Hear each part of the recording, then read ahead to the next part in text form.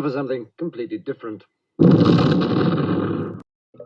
She cooks nothing but chuck wagons, stew, and her name is Minerva. Ouch! She's the flower of the flower coach.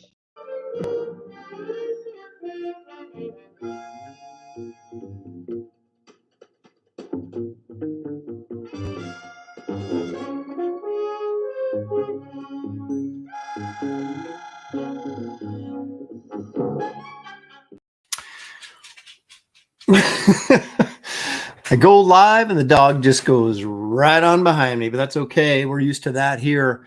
Welcome, everybody. It's once again time for Aaron Live. It is June 16th, 2024. Some people call this Father's Day. I will as well.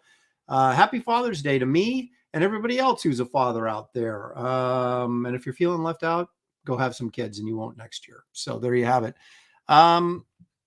You'll notice this is probably I think it is the third straight week where I have not done an intro, my usual intro, because that requires, what's the word I'm looking for? Work. And, it is Father's Day, so I was a little busy today. Actually, I really wasn't. I was working. But as the campaign, and when I say campaign, I mean, of course, Kit Carter, Planet Doom, the graphic novel, which you'll find a link in the description of this video. If you haven't backed, you might want to check that out.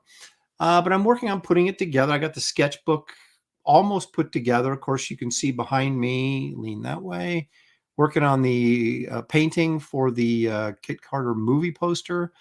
Cards are at the printer.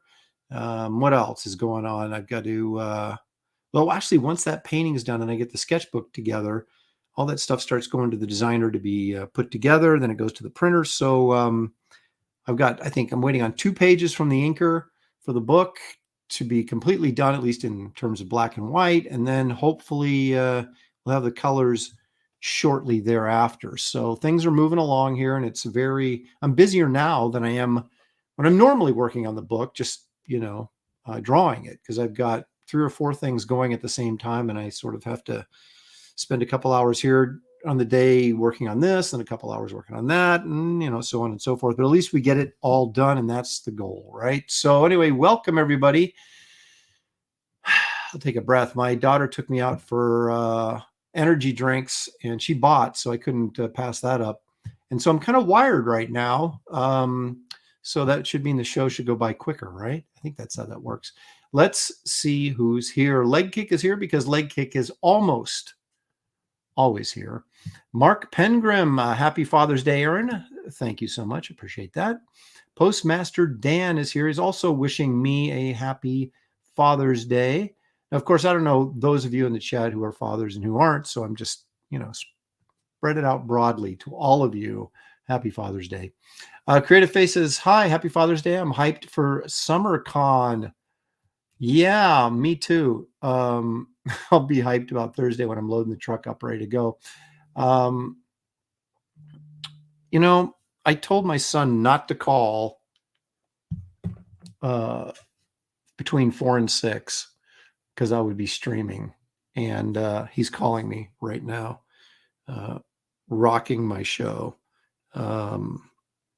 So I'm going to text him and say, Josh, streaming, hello. Give me a second here.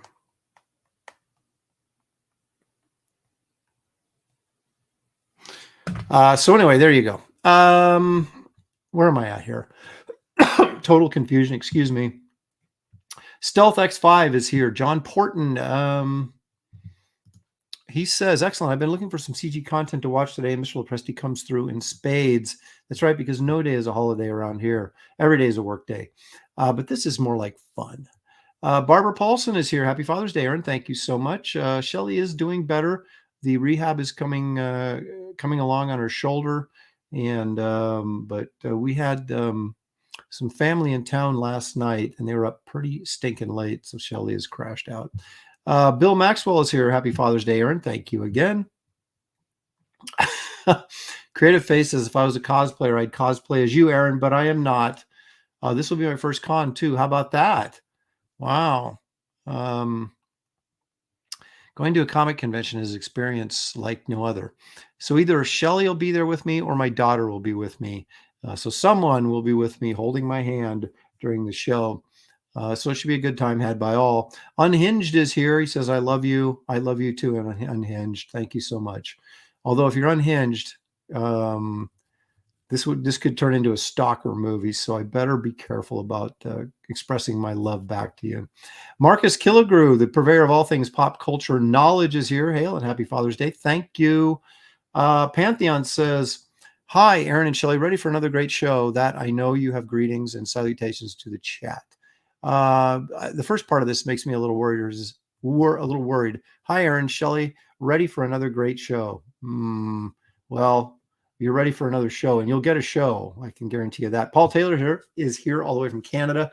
Of course, he's our resident biologist.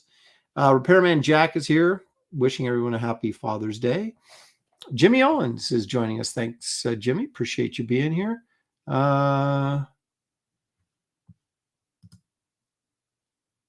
Yeah, we're going to have quite a crowd there, I think. Sequential Treasures, James says, figures, first show I've been to in a while, and you can't even start on time. Well, that's pretty much all I got for you. Let's see. Bruh is here. Says, happy Father's Day, y'all. Thank you. Stealth X5, hello to you. Thank you for the $2. Appreciate it very much. Tim F is here.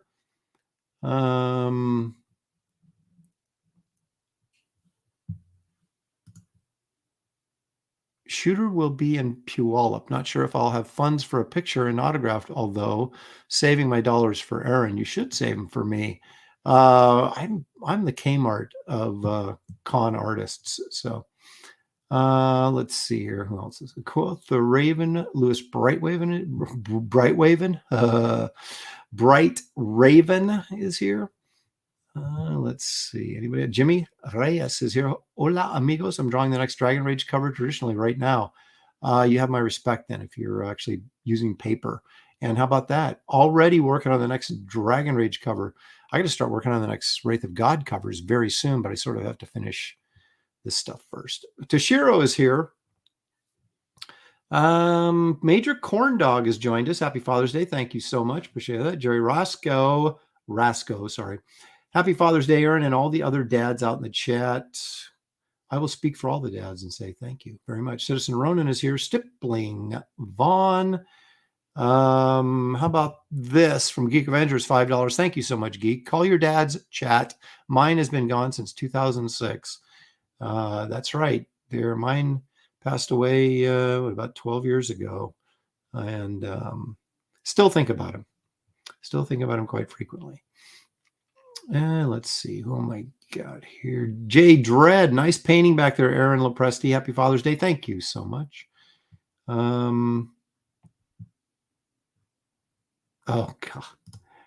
Geek Avenger says, if you're going to SummerCon, Aaron likes those Safeway little cherry pies. Interesting that you bring those up. We might be discussing something similar to that later on. Cream soda. No, I don't do diet anything. That's disgusting.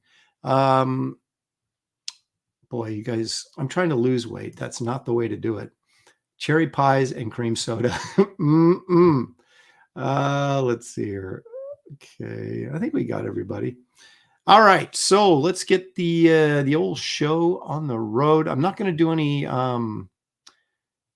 treats today because that energy drink is just, I'm exploding with sugar right now, and I'm not going to. Should I play the intro? It's kind of misleading if I play the intro and we actually don't have any treats, but I can do this.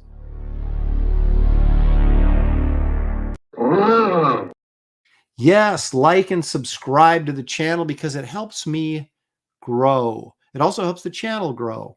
And I took Shelly to a doctor's appointment and they measured her, which they usually don't do. It's very odd, but they measured her height. And then I said, well, hey, measure me. And I've lost like over 1/4 of an inch in height. Now, I know I'm 60, but come on, man. I was a little ticked off. I was going, are you sure that's right? I'm going to measure myself when I get home. I didn't get around to doing it. So, I mean, I was a 6'2" and 1/4, and according to them, I'm a hair under 6'2" now. What's going on? don't have any back problems, like serious ones. I don't, but I know that as you get older, everything sort of compresses. And if I live to be as old as my mother, I'll be 4 foot nothing. So I don't think I will, though. But you never know. You just never know about such things. I was going to get water and I forgot to get water. So I'm going to push through without water. What have we got here? Oh, I know. Let's take a look at the Frazetta image of the day.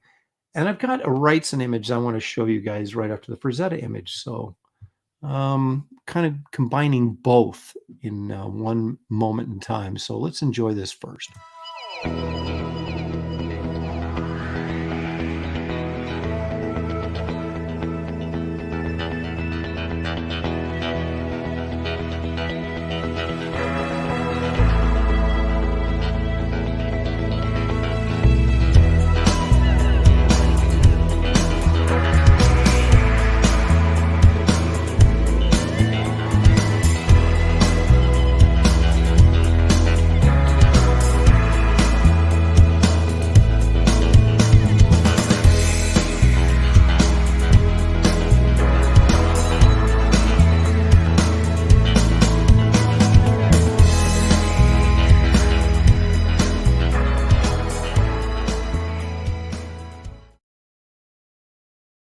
So essentially what we're going to do for the next couple of weeks is take a look at some of Frazetta's Creepy and Eerie magazine covers, because there's a lot of cool stuff in there.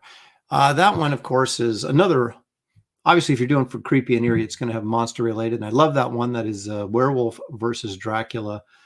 Good stuff right there from Frank.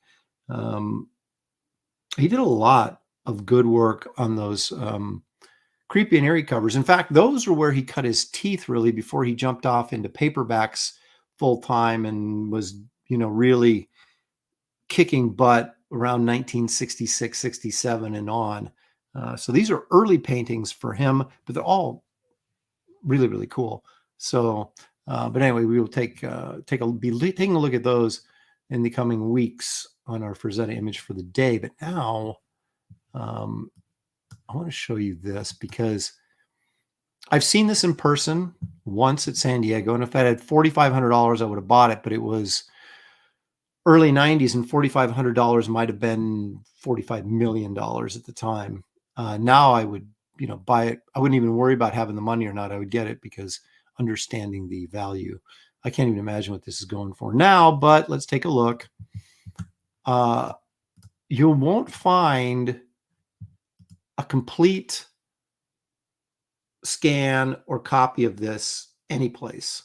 Although I say that, and of course I just found one. But what you'll find is, if you have a look back, which is the Wrightson retrospective art book, is you will find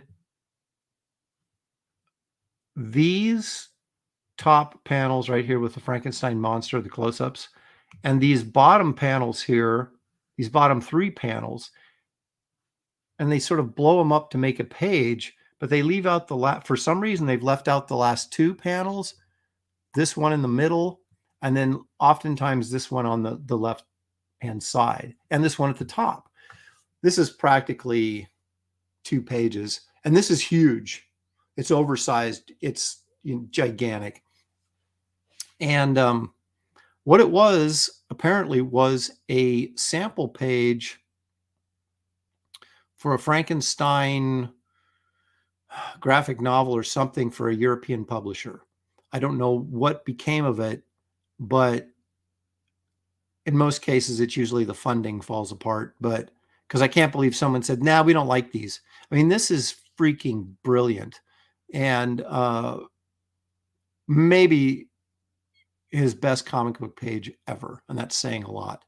But yeah, I could have bought this for $4,500. But it was like, feed my family, or again, in retrospect, I'd let us all starve for a while and I would have got this. Because this is probably like 50, 60 grand now or more. I don't even know where to begin. That first panel on the left, that low angle shot is so hard to draw, and it's so brilliant, and the lighting on it is so incredible. The detail, you've got the roof of the building there, all the stuff in the background. Um,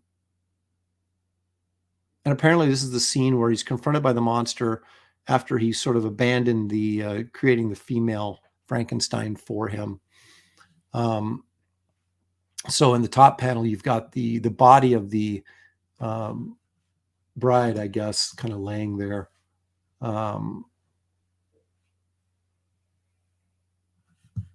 Sort of abandoned after, I don't know. Admittedly, I've never read the novel. It was just a little too hard to get through for me. But then again, so is, Dr. Seuss. So this panel, this sequence right here, these close-ups, I haven't ripped it off in the sense that I've, directly copied it, but I've used this technique where you have a series of close-ups right together, and you sort of move the camera around the head as they're talking. I did this when one of the original Garbage Man stories. This sequence here, these 4-panel sequence right here is just incredible. And then again, look at the complexity and the storytelling of these little tiny panels, thin panels down here at the bottom. This shot, the third panel here, the low angle, if you're looking up at the monster as he's coming out the door with Dr. Frankenstein behind him, that's incredibly difficult. And especially again, I know this was like a pitch piece, but this is just nuts. I mean, he just went to town on this. Just incredible stuff. So anyway, like I said, I have never seen a scan of the entire thing on the internet, just pieces of it. And I came across this and I was like, I've got to grab that. Because like I said, why wouldn't they reproduce the whole page in a look back? But they didn't. And so if you haven't seen the original, which of course I have, but this is, like I said, the only reproduction I've ever seen of the entire page. So there you have it. And I'm keeping this. I should print it out. I don't know what resolution it is, but I should print it out so I have a giant poster of it. It is so freaking cool. Anyway, there you go. There's my Rights and Rant for the day. Rights and Rant. That could be a new segment. All righty, here we go. Henry Jeremick is joining us. No, it's not the Muck Monster.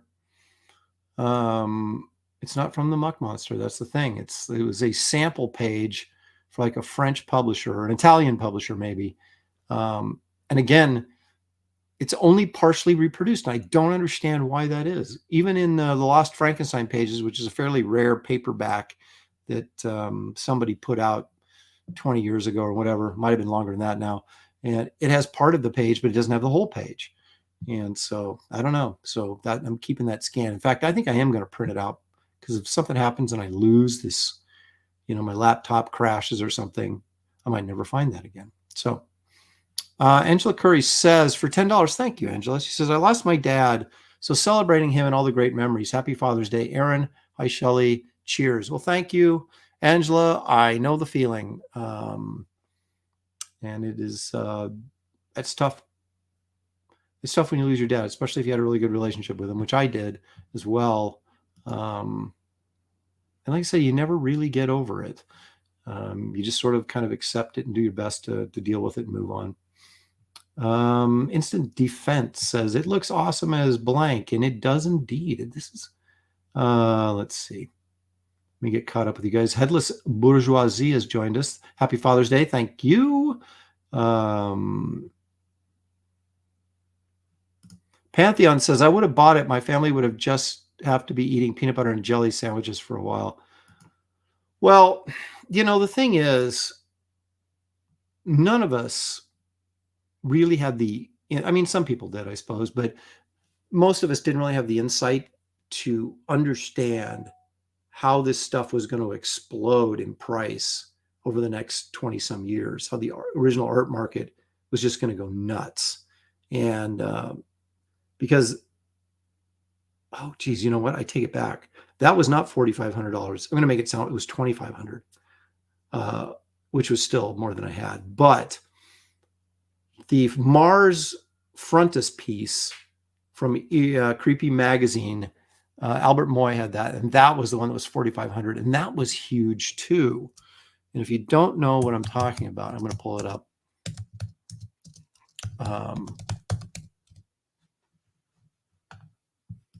This one you can find, but oh,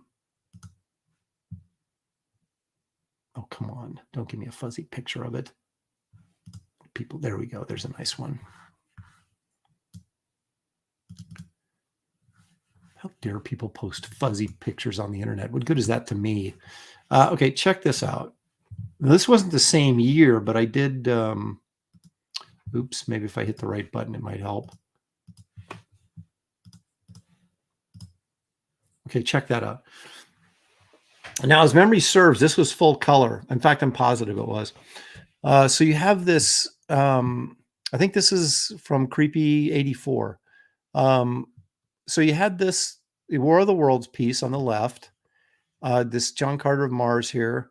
Then this is from the Martian Chronicles, the third one here. And then I have no idea what this was. But this was full color, and it was huge too. It was like, it was bigger than 18 by 24. I know that. And he wanted 4,500 for it. And again, it might have been 45 million, but geez, if I could have got that and that Frankenstein piece, I could have died happy. But instead, I lived suffering the memory of not buying stuff that I didn't have the money to get. There's nothing worse than that.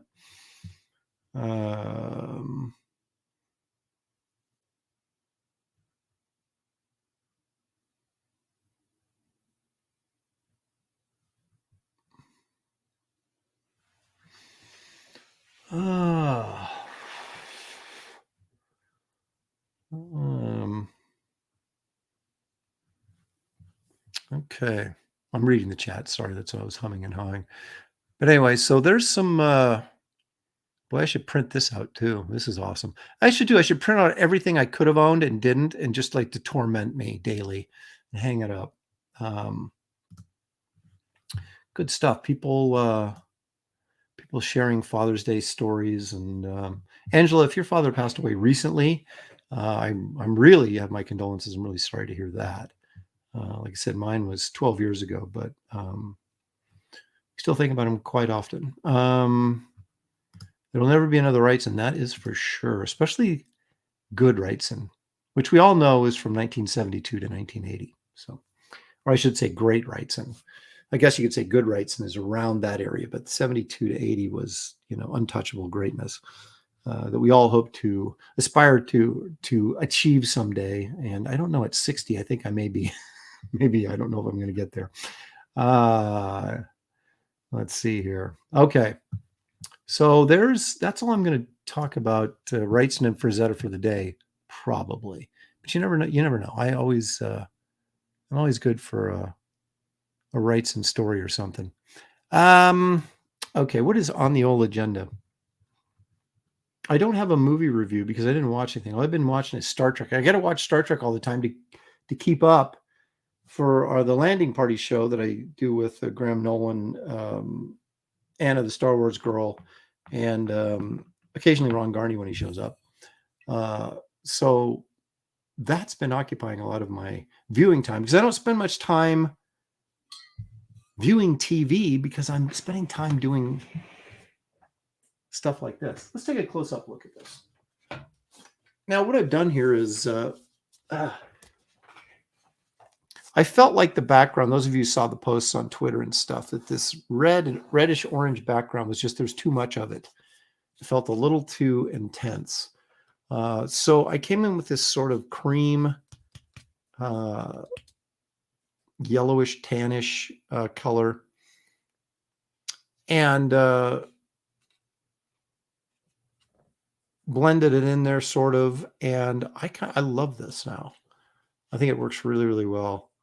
Of course, we'll never be certain of anything until it's completely done, and then I get kit painted because kit's the focus, and of course these are the background elements.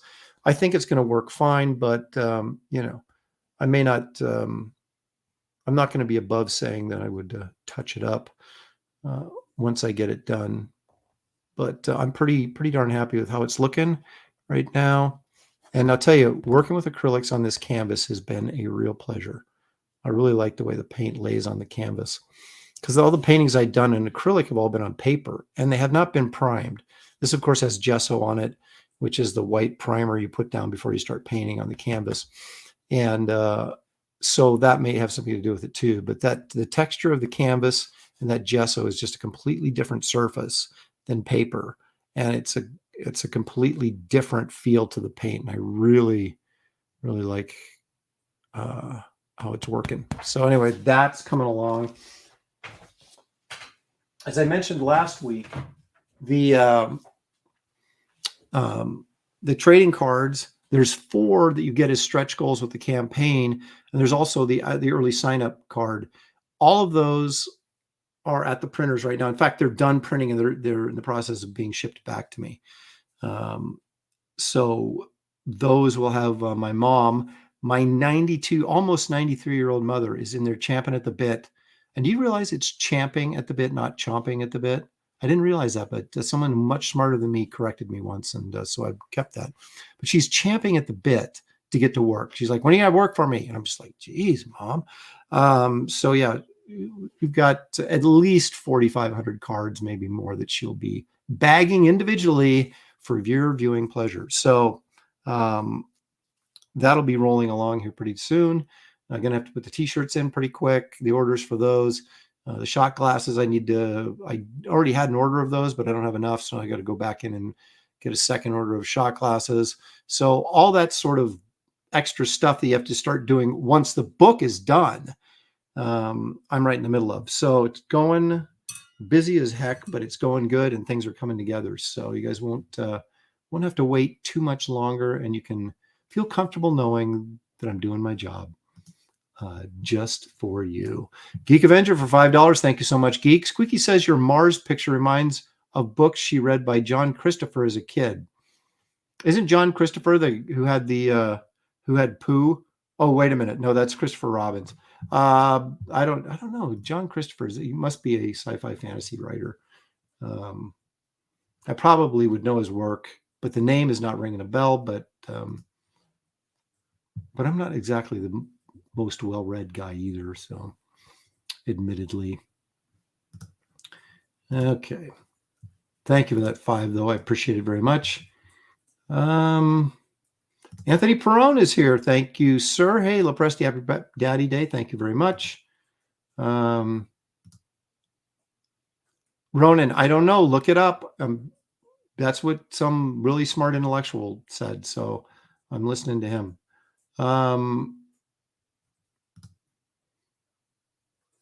This is like 18 by 24. It's not that big. It's not board. It's stretched. So that may be what you're thinking. Yeah, there are boards, though. You can get boards like this. The problem is they sell the boards in packs. And so you get like a pack of 10 of these. And you're like, I don't want 10 18 by 24 canvases. This is one. My mom used to paint a little bit. So she had a bunch of leftover canvases. So, that's why I was using this, because I just had it accessible. But I'm pretty sure this is 18 by 24. That's not an odd size, but I got this at Blix, pardon me.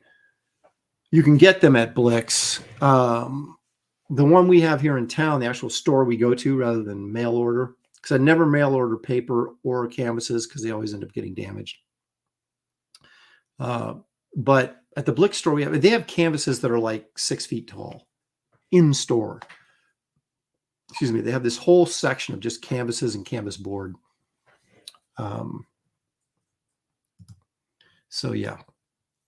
Okay. John Christopher wrote a trilogy with aliens and tripod vehicles. Tripod vehicles sounds very much like War of the Worlds. Did he rip off H.G. Wells? We shall see. Yeah, that's true. The watercolor paper, the big sheets. And again, I can get those at Blix if you have a local nice art supply store. A lot of people don't anymore because a lot of those went out of business. But we actually said we have a Blix store in town, and you got to go to the special drawer. They have this huge flat file set up that have all these different huge sheets of watercolor paper. Some of that stuff is really, really nice, but it's really expensive. That's why I used to use some of that for my black and white illustration because I just loved the way the brush looked on the watercolor paper. And but it's just too stinking expensive now. Unless I know specifically that I'm doing something that I'm going to have a return on, it's like I don't want to spend the money on it. John Platt says, hello to Aaron and the mods and chats. Looking forward to reading Kit Carter. I'm starting to build a small collection of your comics. I have Wraith of God 1 and 2, and I'll be adding Kit Carter Planet Doom once I get it. Thank you, John. I was just talking to Shelly about this the other day. As soon as now Kit Carter's a different size than Wraith of God. It's 8.5 by 11. But we were thinking of doing a comic box. A lot of people are doing the comic boxes now, so you can put all your, in my case, my Empire comics, you can put in the singular box. So we may do that either on the Wraith of God 3 coming up here, or maybe wait till Wraith of God 4. Of course, a lot of you bought multiple covers, so you have multiple copies of those, and so they would fit in the box already. So maybe we'll do that this next time. I'll have to look into that. But thank you, John, for supporting the campaign, and thank all of you guys that have supported the Wraith of God campaigns and Kit Carter, and continue to do so. It's greatly appreciated.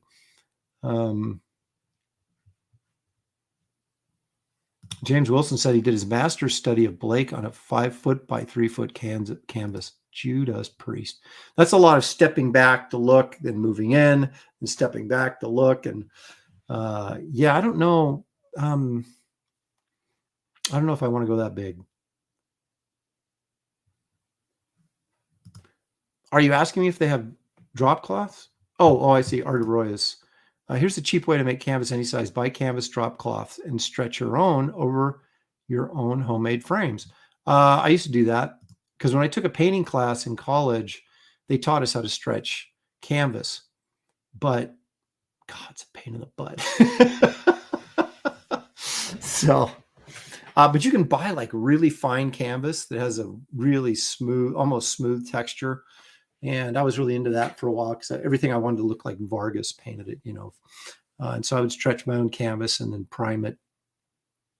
My dad was pretty good with woodworking, so I'd make him cut the canvas frame for me, and then I'd nail it or staple it together. And then, stretching that canvas, you got to have strength in your hands because you really got to pull that stuff tight. And I'm more in the stage of my career in my life where I'm like, you know what? I'll let somebody else do that, and I'll just pick it up.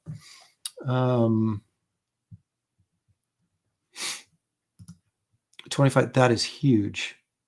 Huge. It's a big sheet. Well, that's true. Yeah, it's a pain in the butt, but if you want custom sizes, it's worth it. I mean, that's how you do it, right? You can make your own. Let's see. Ken Jack Ben is here. Says, greetings and salutations. Thank you so much. Appreciate that. A lot of Dutch masters painted on copper sheets with oil, and then they broke them up and made pennies out of them. It was terrible. It's a horrible way to treat artwork. Okay, so let's get this show moving. I don't have a lot of features today, but so we're going to get right into it. Let's get into our artist we're featuring today.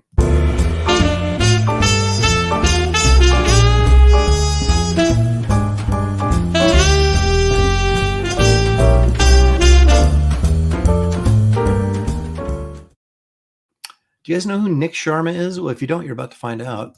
He is on Instagram. He's a young guy, younger than me. Works for Disney as a character designer.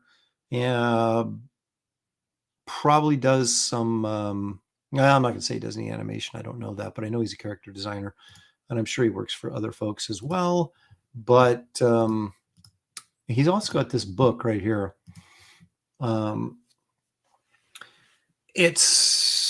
I don't think it's a collectible book. That I think you can still get it relatively cheap or for whatever it came out at.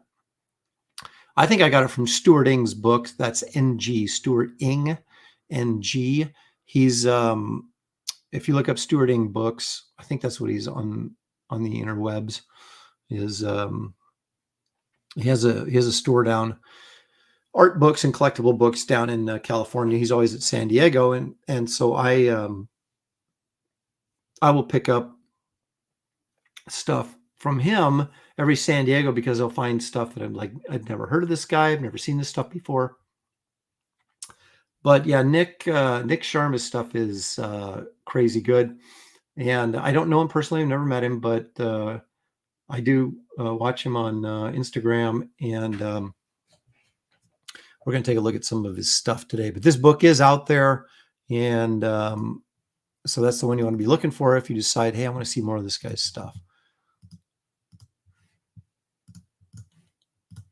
It's kind of got a Claire Wendling vibe, but also, I guess you see a lot of guys sort of working in this style, but it's unique to him as well.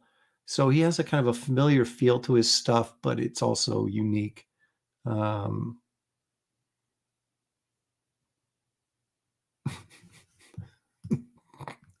Paul Taylor, our resident stand-up comedian and biologist, Don Squeeze the Sharma. There it is.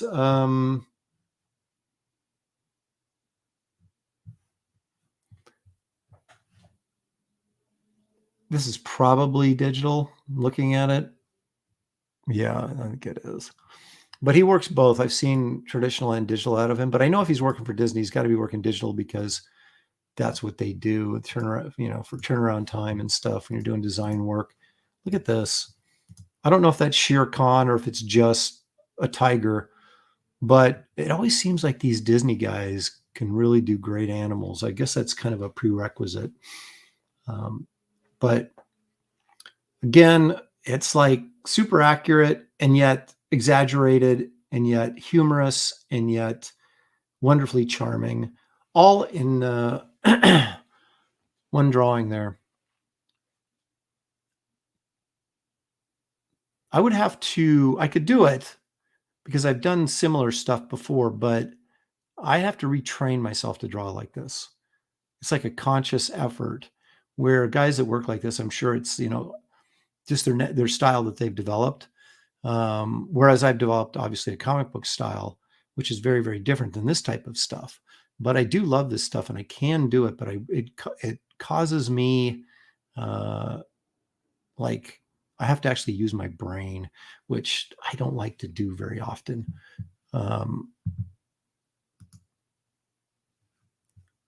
Let's look at some other stuff here. These are cool. These are kind of small, so hopefully you guys can see this well enough.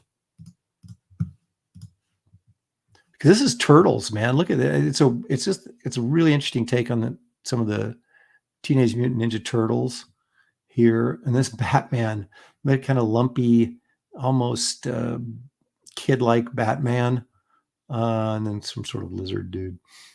But that Batman is really interesting, and so are these turtles, I think. I really like this guy here. I'm such a slave to model sheets and stuff. Like if I'm doing the Teenage Mutant Ninja Turtles, I never think to like add my own flair to them. I just kind of like draw them the way they're supposed to be drawn. I guess that's the commercial artist in me that I got to let go of that and become more of a fine artist and express myself a little bit more instead of trying to do everything, right on model.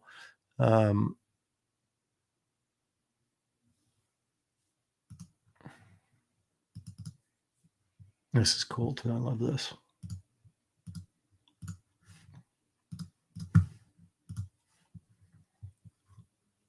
A lot of this cute little kids type stuff, but it goes beyond just being cute little kids stuff. It's just got a flair to it, an artistic flair to it, and a personality that really makes it appealing.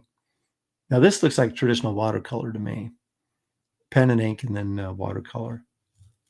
Although it looks like maybe he used brown ink, I'm not sure.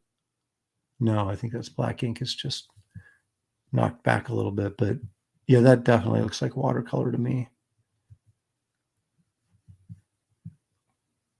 It's guys like this you wish you could run into at a con so you could get some originals from them. Hopefully they're not, outrageously expensive, but it's a nice little pencil drawing here. Again, same type of material. And again, you have to like this stuff, I guess, to really get into it. But to me, I like stuff if it's well drawn. And subject matter isn't really that much of an issue to me as long as it's got, some cool charm to it.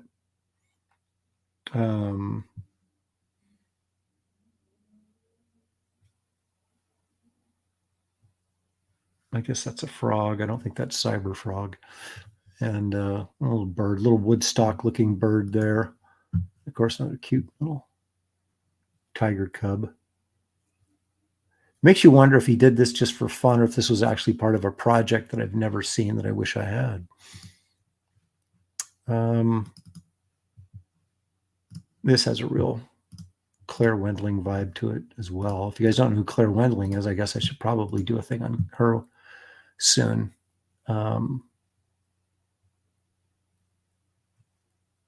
Definitely digital, but still cool. This almost looks like who's the bad guy from Kung Fu Panda? Sammy. Who's the bad guy from Thailand? See who that looks like.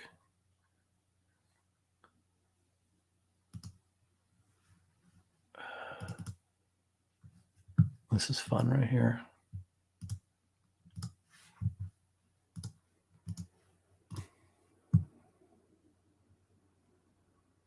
That's got to be a pencil drawing. You can't get a line like that with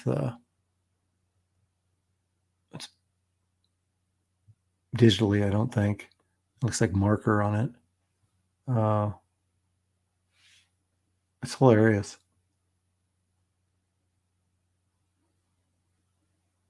Camus, a daily dose of poison will make you immune to all sorts of poisonous things. So this is from a story or a movie, maybe? I don't know. It's like, if these are movies and stuff, it's like, where have they been? Because I don't remember seeing anything this cool come out from Disney in a long time. Maybe they're storybooks. I don't know.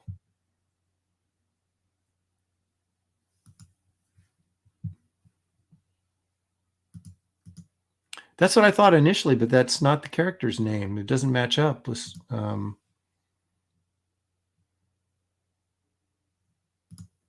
Yeah, that's what I was thinking too. Headless bourgeoisie. I love that kind of style. These pieces make me wish they were cells from the kind of big budget animation films they don't make anymore.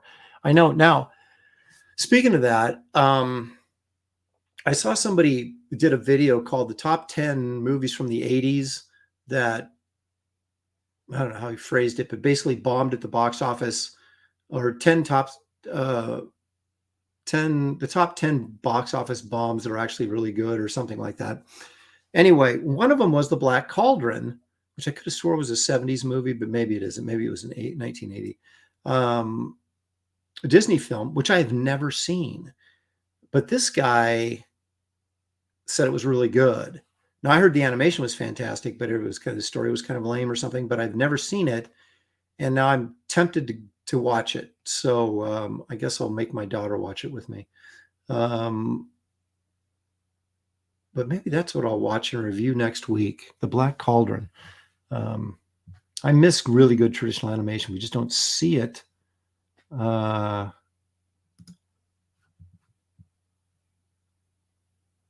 for $5. Thank you so much for that, Ronan. Happy Father's Day. My brother's son was born this morning. Brothers, excellent. A good gift for a first-time father. That is awesome. How exciting. Art of Roy giving me a hard time. Aaron, why is that poster painting not done yet? It's a 2-day paint job. Yeah, maybe for you it is, not for me. Because I'm doing a lot of other stuff. I'm like multitasking. So, indeed, you're champing at the bit to watch it. Yes, indeed, it is. Let's see here.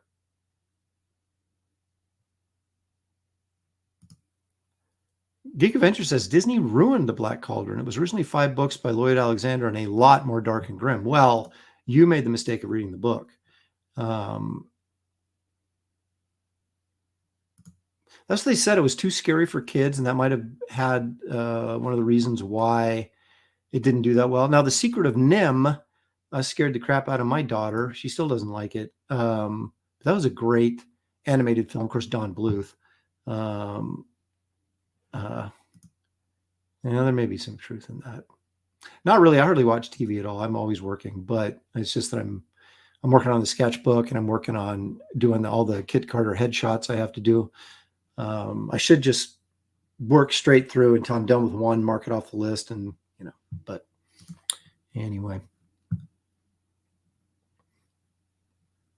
Ken Jackman says Secret of Nim was one of my favorites as a kid. Creative Face says she loves Secret of Nim.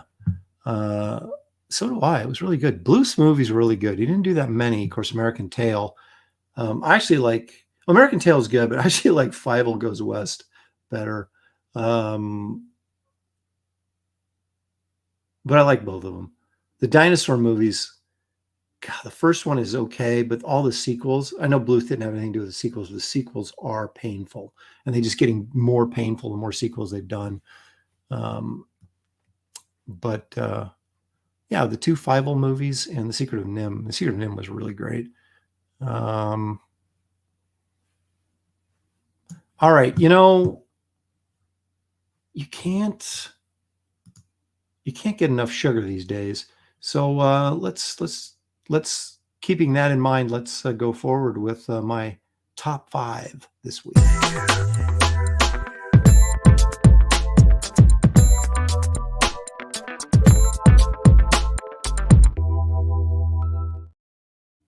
I feel like I've done my top 5 snacks before, but I don't think I focused on Hostess, just specifically Hostess snacks. And I'm not saying I eat a lot of these. A lot of this is back when I was a kid. What were my favorites? I'm not saying I don't eat a lot of these. I'm just not saying that I do. Now, I will have to preface some of these because some of them are not as good. Like they changed the formula or something. I know I sound like my mom. This doesn't taste the same. They changed it. But in a lot of cases, they do that with cereal. Like we've talked about this before with Count Chocula and Frankenberry. It is not the same as it was, 50 years ago when I was a kid eating it. I don't like it. It's like coated and it's got like some sort of, I don't know, maybe it's extra preservative in it or something. I mean, when we bought that stuff when we were kids, it never lasted long enough to go bad. So they didn't have to worry about that stuff. But now it's like spray coated with lacquer or something, the Count Chocula, and it's just gross. But the box art is great. So anyway, let's take a look at this and see what kind of junk that I ate as a kid and occasionally will have a breakdown of self-control and buy one. But here we go. This is number 5 on the list, and it comes with a disclaimer. I already started to mention it, but this would have ranked much higher back in the day. When I say back in the day, I mean back when I was a kid and didn't care how much sugar I ate. These used to be great. They are bad now, but it's my memories of them as a youth that makes me put them in the top 5 still. Is because I see them and I think back to when I was a kid and I'm like, ooh, I want one of those. And then I eat it and go, what is this? This is not what I used to get when I was a kid. It's like the cake is like, I don't know. It's just not the same. Well,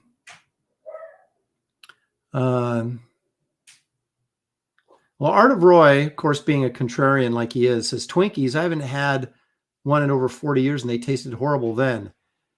They taste horrible now, but back then, loved them.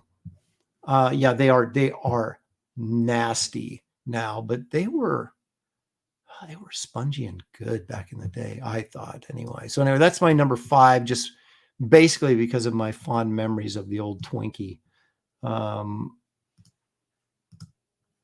Number 4.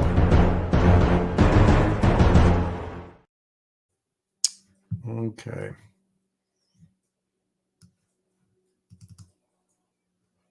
You know, I think a lot of these Hostess like desserts are all the same. They just package them differently. But I used to like ho-hos. Now I haven't had one of these. Literally, have not had one of these in probably 40 years. But I used to like these. We never got them when I was a kid. We always got ding dongs, right? And those were okay. We always got a ding dong in our lunch, right? They are individually foil wrapped. You know, at least they were when I was getting them. And I don't know if ding dongs were cheaper than the other ones, you know, because we were poor, but that was like our treat kind of thing was ding dongs. And I was like, Dad, why don't you get the something else? And he's, you know, so it was always ding dongs. So I don't know if he knew the ding dong distributor or what, but these were always, I was always kind of jealous of the kids that got these because they were just, this is essentially a ding dong, but it's like rolled into a burrito. So it's like a ding dong burrito is what these ho-hos are. I don't think they taste any different, but because they were like wrapped like that, they seemed different and I wanted one.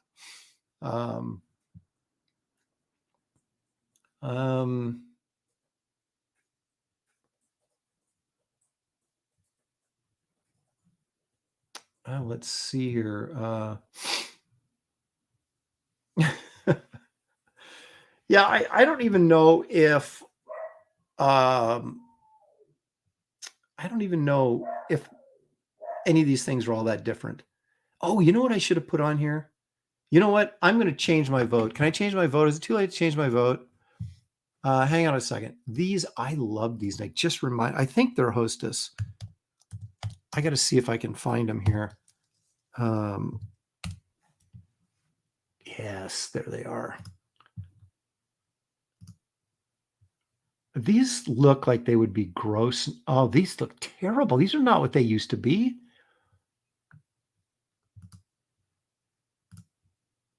There, that looks more like. Yeah, well, they were okay. Here we go. I'll show you guys. Okay, this is my new number 4. I changed my mind. I'm getting rid of the ho-hos, and we're gonna go with this. Hardly ever had the. Oh my gosh, I love these.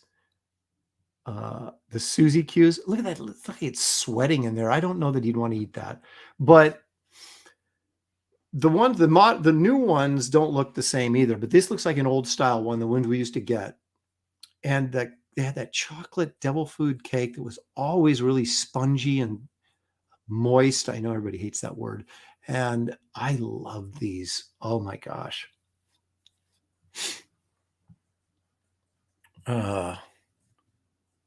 So yeah, Suzy Q's are going to come in at 4 for me. I'm glad I remembered that. They were messy, but oh, they were so good. Oh my gosh. Love these. Okay, so that was number 4. That was the new number 4. And how about number 3?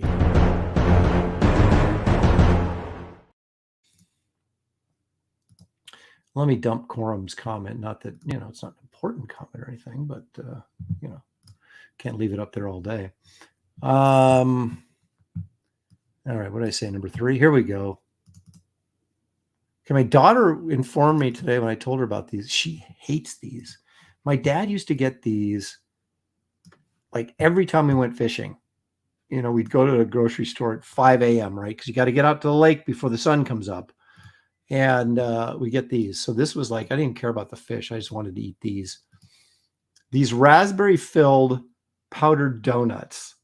Now, I don't know that we ever bought the Hostess ones. So maybe I'm cheating. But everybody makes these. And we have a local bakery, Fran's Bread. And they make these. And I think those are the ones we got. But, you know, if we're like at the apocalyptic scenario, you know, and people are like raiding the grocery stores as the world's collapsing and people going wild, I would run in, and if I had to grab some raspberry filled donuts, I would be okay if they were Hostess. You know, I wouldn't care as long as they're raspberry filled donuts. There it is, Geek Avenger, Aaron's top 10 list of diabetes. I didn't say I ate these all the time. I'm just saying that, they were my favorite when I was a kid. And I would never buy this now because the guilt, I mean, like if I ate all 6 of these, my heart would stop. And so it's like, you want to get them, but I don't, because if there was just like a package of 1, I would get it. Okay.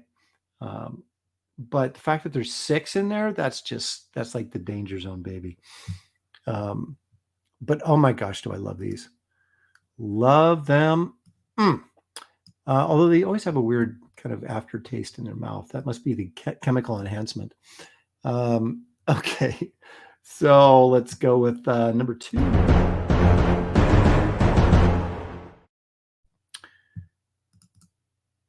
All right, this may be obvious, but Now I will occasionally. These things are disgusting, but they're so good. I can't even imagine what the sugar content in these things is. It's like you don't even want to look. Now I haven't had one of these in a long time, but every once in a while, I mean, I love pie, absolutely love it, and so every once in a while these call to me, and I will cave every once in a while, but rarely, like twice a year, kind of once in a while. Because after you eat it, you're halfway through one and you're just sick, and you're going, "What did I just do?" Then of course you have to finish it because you don't want it to go to waste. There's kids starving in China, for crying out loud.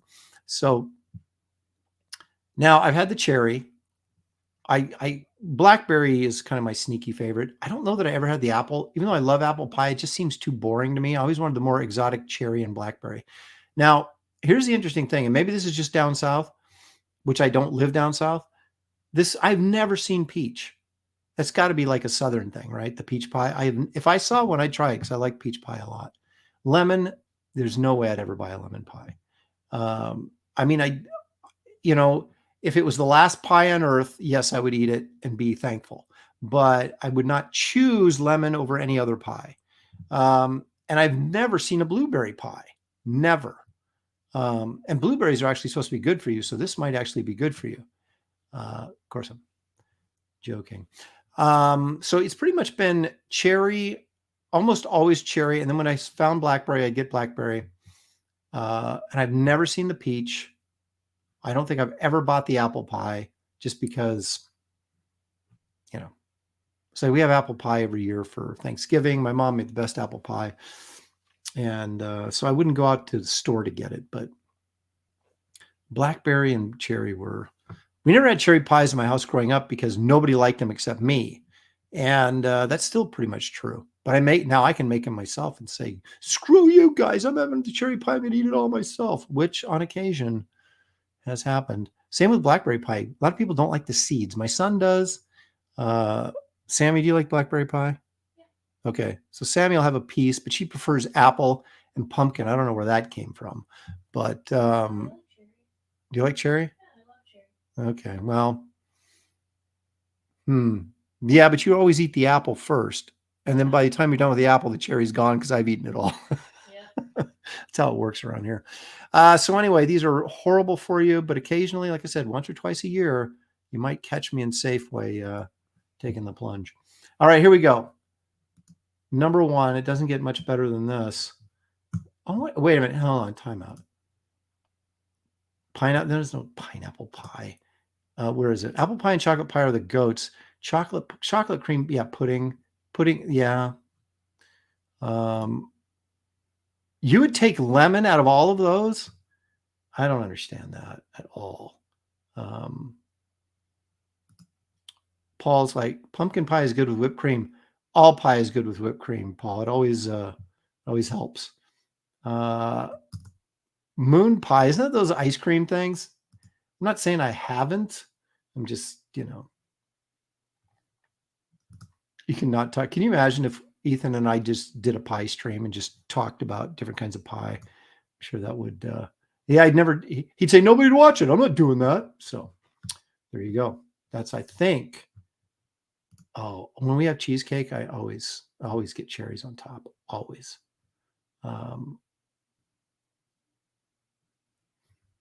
Forsaken Sandwich says real whipped cream is cream. Yes. Now, have you guys ever hand whipped whipping cream? I did that once just to prove a point. Holy crap, I thought my arm was going to fall off. It took forever. I know, here come the jokes, I know. But it was a challenge. So I said, I'm doing this. And so I got an egg beater and I just whipped that cream and it was screaming because I was whipping it so bad. And then it turned to butter. It was great. Gnomesky, you whip up your own shaving cream? Do you really? It's like a Western, man. You got the brush and you do the thing like that. And wow. Do you use like an old fashioned razor too to do that? Because then I'll really give you respect. Kevin Emerson says, I'm a chef. Okay, so what does that have to do with whipping cream? Help us out, Kevin. Are we missing something? What's the technique? So if you're a chef, Kevin, I'm guessing you do not buy Hostess fruit pies. You make your own, right? James Wilson, why would I when I have KitchenAid? I agree. I did it once to prove a point that I could do it. Oh my goodness, look at this. Yep, I even shave with a double-edged razor, not a straight razor. Okay, so wait a minute. That's what I meant was a straight razor. How do you have a double-edged if it's not like a Gillette, one of those cheapo things? Paul Taylor, remembering days on the farm in his youth. Well, that's like when we made butter with a butter churn. It was tedious. Use the electric version. It was invented for a reason. there's a reason they made electricity, James says, Aaron, if you give those pies to a starving Chinese kid and they'll prefer to starve. They just don't know what they're missing. That's what it is. Headless bourgeoisie says, stop shaving. I look like Alan Moore now. As long as you're not as crazy as Alan Moore. Okay, but that's my question. So do you whip? You don't hand whip your whipped cream though, do you?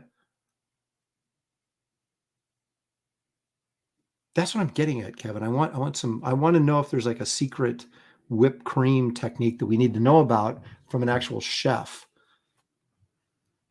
Do you add a little something extra to it? I mean, my mom always put a little touch of vanilla and then like vanilla extract and then sugar, obviously.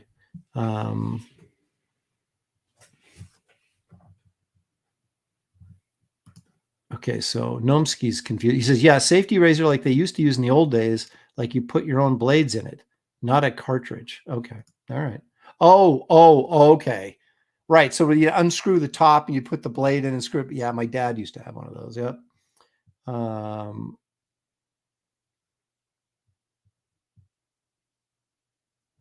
Store-bought poison. Well, that's just about everything anymore, isn't it? Yeah, there we go. Sugar and vanilla. Yeah, that's okay. That's pretty much what everybody does then, I guess, right? Okay.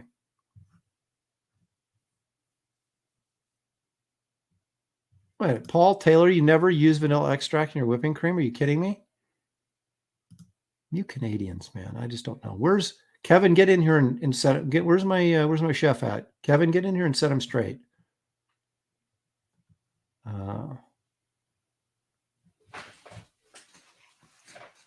Susan Ronan says, we're a bunch of heathens who don't understand a good shave. Oh my gosh.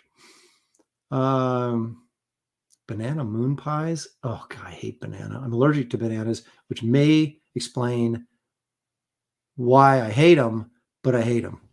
I don't like the taste of them at all. And an allergist once told me that most people, when you're allergic to something, usually don't like the taste of it. So you don't have a situation where you're like, oh, I love peanut butter, but my face blows up when if I eat it, and I go into anaphylactic shock, which my son would do. But he doesn't even like the smell of it, right? He's not tempted to mistakenly eat peanut butter. So that was kind of interesting. Okay. We have to do number one here, don't we? We got off on this whipped cream tangent. Where else can you get content like this on the internet where people are talking about whipped cream? Here we go. Kevin says you can do any flavoring, no real technique, just got to get the air in there. Okay. I'm guessing Kevin is not going to waste his time hand whipping. So he's going to use his mixer. Any flavoring. That's an interesting concept. Drop in something other than vanilla. I don't know what I would use. Like honey maybe would be interesting. See, now you got me thinking. Paul Taylor says no. Whisk. That is by hand. That means your shoulder is going to fall off by the time that thing turns to whipped cream. We're never going to get off this topic. Okay. Oh, wait a minute. Peppermint? Oh, that'd be great. Put peppermint in for whipped cream, like especially at Christmas time. Holy smokes. Okay, I'm going to remember that, Paul. I'm going to try it. And if it sucks, I'm going to let you know about it. All right. So my number one choice for now these, I have to admit, I still eat these. And here's the deal. These Hostess cupcakes. I love these things. Now, I will admit, you buy them, you get 2 in a pack. I don't buy these boxes. I buy the 2-pack. But what I do is I split it with my daughter. So that's kind of like a thing that we do. I eat one and she eats one, and that's, not daily, not even weekly, but every once in a while. 4 or 5 times a year, right? So it's not,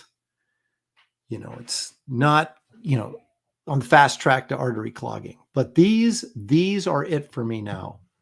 Although if I found a decent Suzy Q, I might, there we go. Repairman Jack is on my side. Love those. Oh, they're so good. Squeaky, the fruit pies are better. They are and they aren't.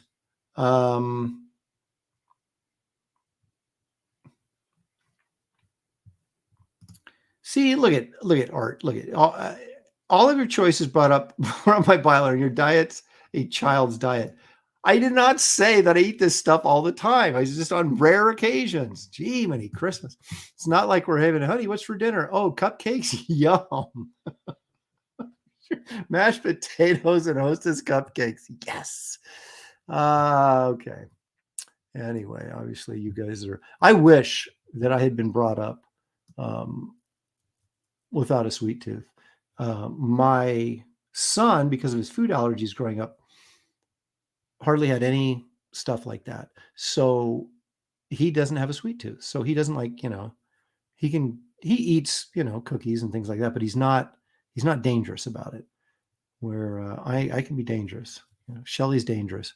My daughter's dangerous, but thankfully for her, she's a athletic dancer and is in shape and keeping in shape. So she can eat that crap. Whereas me, I exercise by painting and drawing pictures, which doesn't burn as many calories as you might think.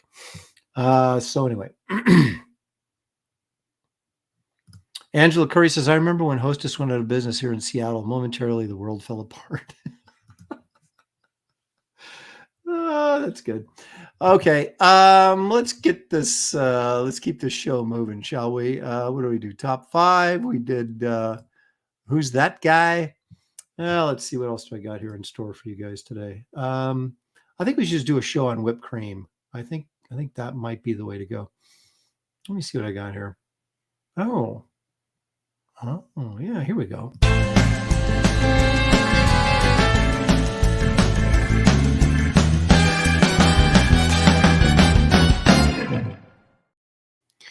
Yes, it's time to dig deep into my flat files. I've shared these like a long time ago, but I kind of want to do it again. You get, audience turnover. People don't remember. You got new people here. So we're going to look back on actually something that's in the part of the Lopresti verse. If I ever get around to doing them, this was actually the first book I ever did, my creator-owned book that I got published, which I did through Image, was Power Cube. It was Atomic Toy Box back then, but it's since become Power Cube. But that was not my first choice. Excuse me while I make loud rustling noises. The first thing I was going to do, this is back in 96, was a little something called Primal Zone. So you can see the sort of heavier Frazetta influence on this, in terms of the black, the shadows and the shadow placement. And I did this by hand, and then we cut it out and glued it on. I was so proud of myself because back then, this is when I was just starting to kind of do my own sound effects lettering and trying to figure it out. And I remember Terry Dodson was so good at it, and I was so bad at it. It used to piss me off. So I practiced it a lot. Now I'm pretty good at it, and I do it in all my books now. But anyway, so this is a thing called Primal Zone. As you can see, it's kind of got this sort of like kind of throwback, sort of like old car feel to this little jet cycle thing. I'd still like to do this, but as I did this entire story, penciled and inked it, right? So they're on this jet glider. So you got our hero and this cave girl chick, and then they do a little Steranko thing here where the little flyer throws a piece and it crashes, so they bail out. And so they're, whomp again, working in the sound effect. And this is a very Wrightson panel. So you got a close up of her eye and then him in the background here. And then this, I felt this was a really sort of a Frazetta-like pose on that girl. And then the shading on this guy's face is totally Frazetta. I have to deal with the dinosaur. Now, in this story, he's in contact. I know that guy looks like the Captain Marvel bad guy. But anyway, the scientist that sent him to this dimension, but they're still in contact, radio contact, which is like, you wouldn't be able to make radio contact interdimensionally, I wouldn't think. But anyway, so look at the Wally Wood mechanical type stuff I was trying to do there. Of course, not as good as wood, but of course, that's what I was looking at referencing. So then we get back to these guys, and then zap, our dinosaur gets shot. And there they are crashing. Dinosaur crashes to the ground, and our heroes jump out of the way. Again, seriously, Frazetta type lighting there, or you could say Wrightson. I always loved this figure and face right there. I just thought it turned out really well. Close up of the chick, another dude messing around again with Frazetta type lighting. So who shot the dinosaur? Well, you might recognize that guy. That's an early incarnation of the Power Blaster, which ended up using in Power Cubed. So I wouldn't be able to use him in this story anymore. He was like his companion robot. But I would just dump that because you don't really need a robot. I mean, I guess it's cool, but look at this. That's very Frazetta lighting right there. That dude's face. Actually, both of these are, but that in particular.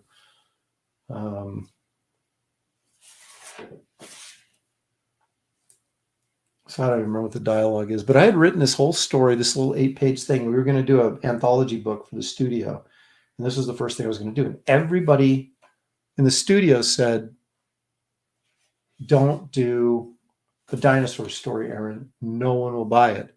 Of course, if I'd said Western, they would have said the same thing. But this is, mid-90s. Probably no one would have bought it. Of course, no one bought Power Cubed, which I ended up doing anyway, so it doesn't really matter. So then you got this King Cole guy with a robot. Half his face is robotic. And so he's like the ruler of this caveman. So they got this high-tech sort of combination of like high-tech Roman society. It's just weird. And they're encapsulated in this bubble where all the other world around them is dinosaurs and cavemen and weird stuff. And so anyway, that was the 8-page story called Primal Zone that has never made it out of this folder. Well, that's not true. I put some of this in a sketchbook, one of my sketchbooks. So But yeah, that's another IP that you know, I wouldn't mind doing.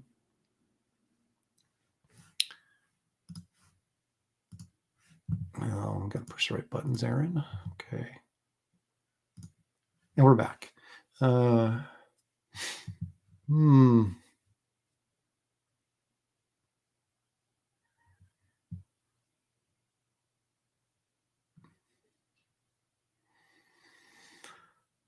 We had single sheets at CrossGen for double page spreads. Um,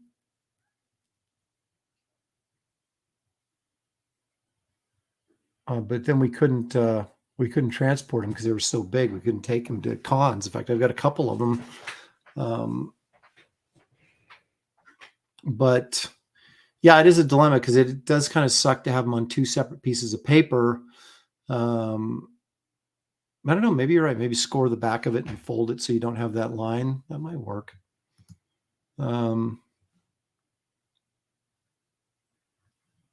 Thank you, Frankie's like, I want to see more Primal Zone, but I don't want less Wraith.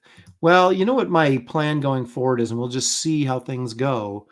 That, as I've mentioned before, that in Wraith of God 3, which is Fear Hollow, it's going to be big. But anyway, I want to do Wraith of God, but then do backup stories. Like one, I'm not going to do the 100-page thing like I did in Blood Hunters, where I had like 3 backup stories and 103 pages or whatever that thing ended up being.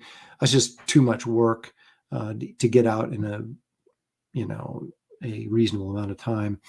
But if I do one backup story, that would allow me to do a lead Wraith story and then another IP as a backup story, so you guys can get the whole universe flavor, and then let me know which ones you want to see more of and which ones you could care less about. So that's kind of the plan going forward. But David Williams will be doing the art for the backup story, which is going to be the origin of Impyrus, who's a major player in power-wise in my universe. So whether he ends up ever with a solo story, I don't know. But other than this, but it'll be cool, to see David's work, because it's a very superhero story, and David's, his storytelling and dynamics are off the charts. So I'm really excited to see what he does.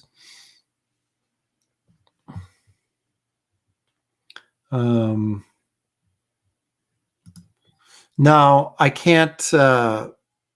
The only way I would do that is if something happened to my hand and I physically couldn't draw, because I understand that you guys generally are backing the projects because you're backing us as artists or storytellers. And if we just go to writing and, even if you have a really high quality artist do the work, it's still not the same. And I understand that. And I'm not, as much as I would love to, be a company that's putting out 6 books a year or something like that with all my different IPs. And I don't know if that's the best move going forward. I still feel like I've got a decade worth of hard work left in me. Now I might feel in 5 years, I might feel differently. When I'm 65 and going, I'm so tired of this, I can't do it anymore. But I think I can get out enough of what I want to get out. And obviously I can't neglect Wraith of God, because that's my bread and butter. That's, that's been my biggest success by far. And so I'm going to keep doing Wraith of God until you guys say you're tired of it, and then I'll, wrap it up. But we'll see what the third campaign does. I'm excited to get it launched. Like I said, I've got a guest artist cover done already, which I can't share with you guys yet, but I will when the campaign's getting ready to go live, or when it goes live, you'll see it. My covers I will share early, of course, when I get those done, but got to get Kit Carter done first. And like I said, we're almost there. So Forsaken Sandwiches, would you ever hand layouts over to other artists like Fraga mentioned? Well, I mean, I am, like I said, I hired David Williams to do the backup story, but I don't know that I would ever turn over an entire issue to another artist, because then you're running that risk of, I think it would hurt sales. If I brought in David Finch, okay, it probably wouldn't hurt sales, but that's unlikely to happen. And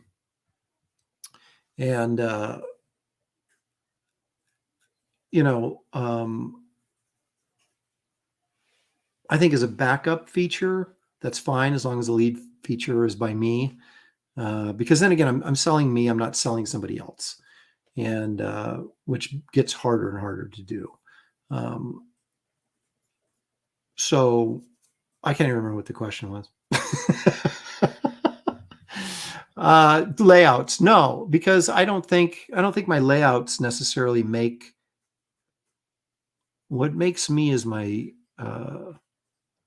drawing and my finishes that clearly say Lopresti. I'm not doing like Stranko type layouts where you go, that's really, I'm more interested in clear storytelling than I am in trying to be cute. When I was younger, I was trying to be cute all the time. I was like, what can I do with these panels to make them do this, that, or the other thing? And I got to a point, and maybe it was film school, a little bit, or a lot actually, where you understand that storytelling is the most important thing. And you don't want to be boring, obviously. But I started looking at Neil Adams, and Neil Adams did a lot of wonky layouts, but he also did a lot of interesting things within the panel. And I think it's more important what you're doing in the panel than it is how you're arranging the panels. Now, that doesn't mean I won't do something interesting once in a while, interesting. Hopefully everything I'm doing is interesting, but do something a little different, a little odd once in a while, because I feel like the story calls for it, or something like that. But all that to say, yeah, I can't see myself doing layouts for somebody else. If I'm going to do layouts, I might as well just do the whole book.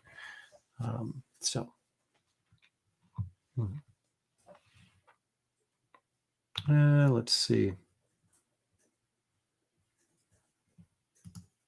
There you go. Bring in Simonson or Byrne or Finch. Otherwise, it'll hurt sales. I could probably, I don't know. Walter, he's doing his own thing, and once you start doing your own thing, it's really hard to kind of go back and work for somebody else. Even if I, met his page rate, obviously, which I'd have to do, I don't know how much interest he would have in doing something other than, what he's doing. There's very little upside to doing somebody else's characters unless it's just you can't generate the money on your own, so you need the paycheck coming from another source. But in terms of artistic, satisfaction, whatever, you can only draw Spider-Man so many times, right? And it's kind of like, okay, I drew Spider-Man, so what?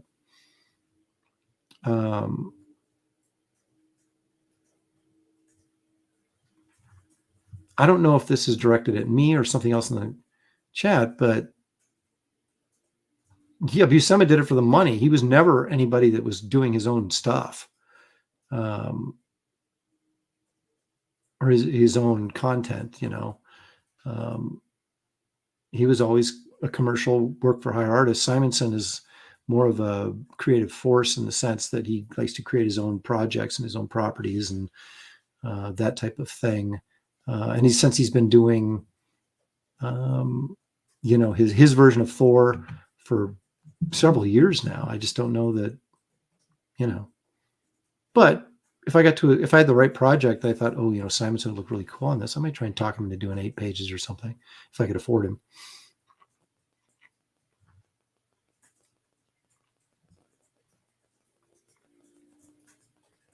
Oh, yeah, that's what I heard too. Byrne's like, I don't even know how old he is, but if I'm 60, he's got to be 70. At some point, it's like, Jerry Ordway said this years ago. Years ago, when he was, if you remember, he wrote and drew that Shazam graphic novel that was really great. But then they did the spin-off Shazam series, and he just wrote it. He didn't draw it. It was kind of like, well, I didn't want to get it, because I wanted Ordway drawing it. But I remember him telling me specifically, he's like, oh, I enjoy writing a lot more than drawing, because drawing is hard work. And not that writing isn't, in terms of they both can be mentally taxing, but you can sit there and get on a roll where you're writing, and you can write 10 pages, a day or more. And, even if you're just writing 5 or 6 pages a day, or even 4 pages a day, right? At $100 a page or whatever people are getting paid these days to write comics, and you're making more than you are penciling, and penciling is just, it's 8 hours, and could be more depending on how fast you are, maybe less, but it feels like heavy lifting compared to writing. Although writing, like I said, is obviously challenging in its own way, but I think it's easier to sit in front of the computer and just kind of type stuff out. If you know what you're doing, or you haven't, if you're adept at doing that, than it is to sit at the drawing board and slave away at trying to get that face just right, and get the hand just right, and that storytelling just right. And so I found that I can write a lot faster than I can draw, and I think that's kind of what it comes down to.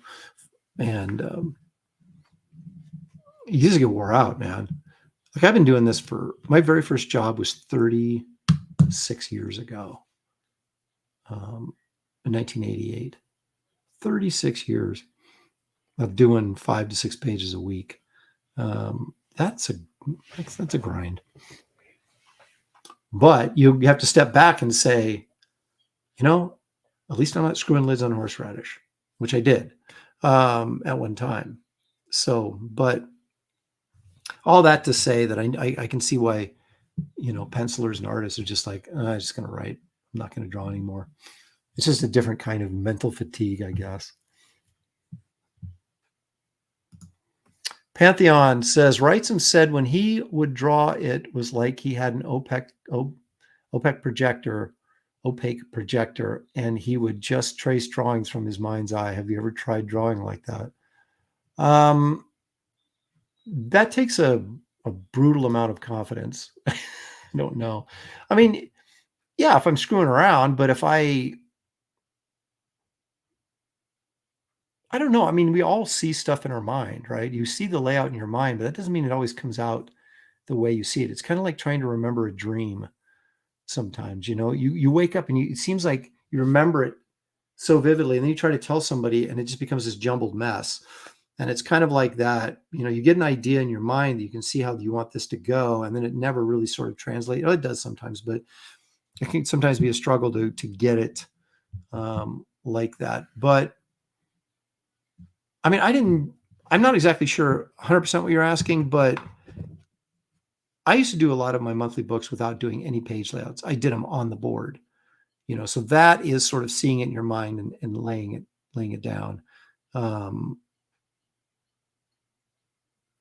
Wrightson was, a unique talent. I mean, he did most of his detail work was done in the inking stages. I mean, if you've ever seen his pencils, they're the drawing's there, but it's pretty rough, and then he would go in and finish it inking. And we get so trained doing monthly jobs for DC, Marvel, whatever, and maybe you're not sure who your inker is. And so we do these super tight pencils, right? Whereas Wrightson and a lot of guys, Kubert, guys like that I'd do rough pencils, and then they'd finish it off with the inks because they knew they were inking it. When you're doing a monthly book, you're not inking it. Someone else is, unless you're super, super, super fast. And I was fast, but I'm not that fast. I could pencil and ink a book a month. I don't think so anyway. I think when I'm doing Wraith, I do 2 to 3 pages a week of pencils and inks. So it's a much slower process for me. But even when I pencil for myself, I do a lot tighter than most people do. Because I like to know where I'm going. I don't like to get too crazy and take chances because I'm afraid I'll be starting over. And it takes more time to start over than it does to do it right the first time. So that's a confidence thing and a talent thing. And Wrightson, of course, had way more talent than most of us. So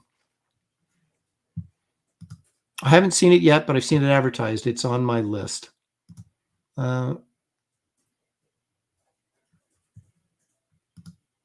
Oh, dude, I'm talking to myself all the time. That's all I'm constantly running in here.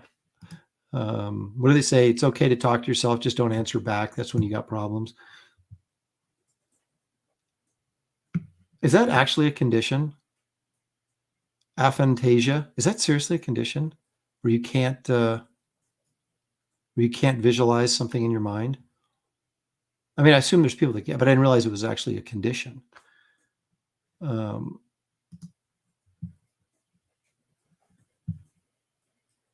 hmm.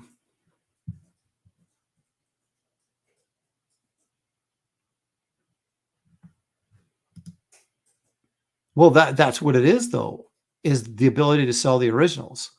Some people don't. Graham doesn't ever sell, like Graham Nolan doesn't sell his originals, right? Andy doesn't sell his originals, but Andy still works traditionally. But Graham, Graham is he's a very efficient guy and a very heady business guy. And he's not, doesn't sell his artwork anyway. So for me, there's been two things with selling your artwork. One, that's kind of where you figure out, okay, well, where am I at on the scale of, these other artists in the industries? How much does your work sell for? And the other thing is, I never got those big page rates and royalties where I could just sit on my artwork. I had to sell it, to make my income work. So, and I draw something digitally. I don't like the idea of not having it. I mean, I'm just a very tactile, I guess would be the right word, person. And I've got I want to hold that paper. And yeah, it accumulates. I've got 4 flat files full of stuff. But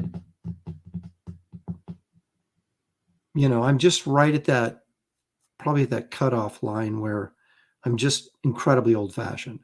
Everything, I grew up learning and understanding was about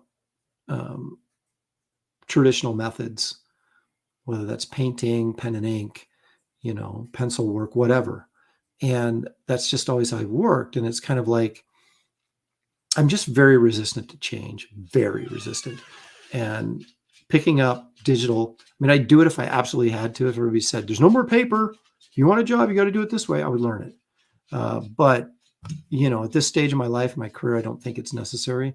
Maybe it will be. Maybe 2 years from now, I'll be barking up a different tree. But I don't know. I like having the artwork being a tangible thing, but it's certainly not the most efficient way to work. And if you're just working completely in a commercial environment where it's just getting the work done and, earning a paycheck, not saying that you're putting everything into your artwork. I'm just saying that if efficiency is way more important than actually having the original, then it becomes a different conversation, but I'm not in that situation.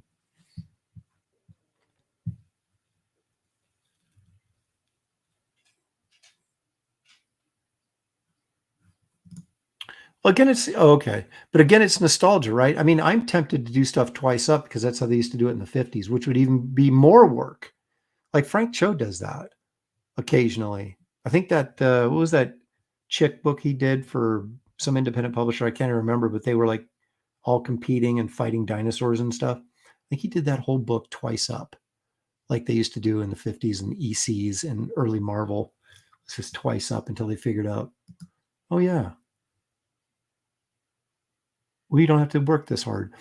I don't work too small because I don't like drawing small.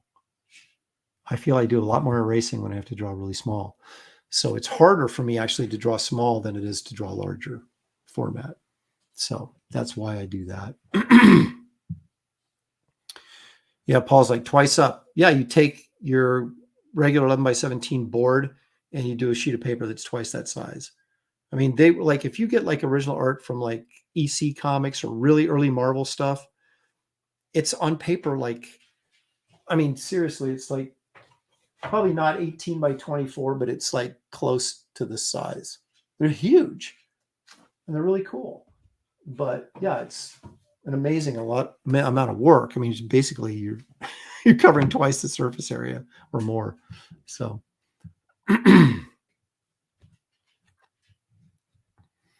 Marcus says that Kirby really struggled with 1.5. They did 1.5 times. Is that what it was? Well, I mean, there's a practicality to drawing small because when you draw big, Daniel says he draws way less detail. Most people will fill in more detail. And then when it gets shrunk down, it becomes mud or the stuff breaks up and you don't get all that fine detail. That's why you saw these guys drawing such like Kirby and Ditko were so bold. Even Buscema. Because they were going to waste their time doing all this detail work that wasn't going to show. Now, printing is much better now. We're getting higher paper quality. We're getting better printing than they were getting. But it's just a different generation. But we look back on that, at least I do, my generation. A lot of guys in my generation look back at that very nostalgically. And you don't think about the amount of work. You just think about how cool it would be to have, I should do a horror comic and they'd be all twice up. They'd be just like EC pages, I mean, that's what you think, which is a dumb way to think. It's not a practical way to think, but it's a nostalgic way to think. And I am a victim of my own nostalgia. I'll bet if I wasn't such an avid collector, I probably wouldn't feel that way, but I collect old stuff too. I'm caught in a time warp. Stealth X5 for $5. Thank you very much. Who are some of your favorite characters from DC and Marvel? Well, Spider-Man used to be, not so much anymore, because I don't really read that stuff anymore, for obvious reasons. But I was like Spider-Man growing up. Captain America was always one of my favorite. I like drawing the Hulk because he's a monster and a superhero man thing, just because he's a monster. I always thought Brother Voodoo was cool. I don't know why, but I did. I always liked Luke Cage.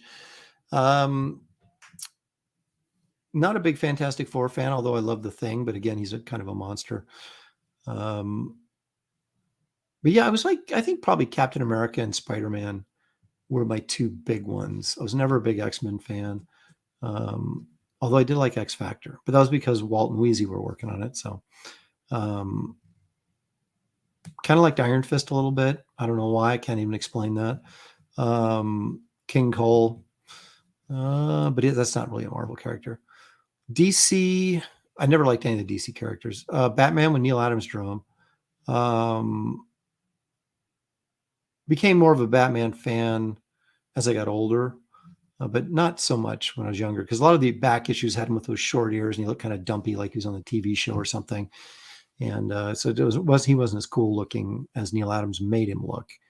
And then when Neil Adams made him look cool, I was like, this isn't so bad. Spectre, love the Spectre, and Deadman. Again, Spectre, great Jim Aparo artwork. Deadman, Neil Adams. I am such a visual learner and a visual, I don't even know what the other word would be, but I don't like stuff if it doesn't appeal to me visually. I don't like read a character and go, wow, this character is really interesting, but he's poorly drawn. But I still love him. If he's poorly drawn, or I don't like the style, I shouldn't say poorly drawn, I just say I don't like the style. I never gravitate towards that character. And so all the characters that I liked were because I thought they were well drawn when I saw them. Like the Spectre was just cool looking, right? And Jim Aparo was drawing him. So Deadman was by Neil Adams, so he was cool,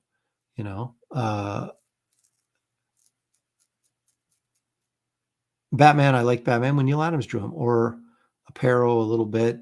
But Aparo wasn't in my opinion, wasn't at the top of his game when he was drawing Batman. When I was seeing it like in the 80s. But, and Frank Miller was always interesting. Maybe that's why I liked Iron Fist because Byrne drew him. And I thought he was cool looking the way Byrne drew him. Someone else was drawing him, I may not have gravitated towards him. And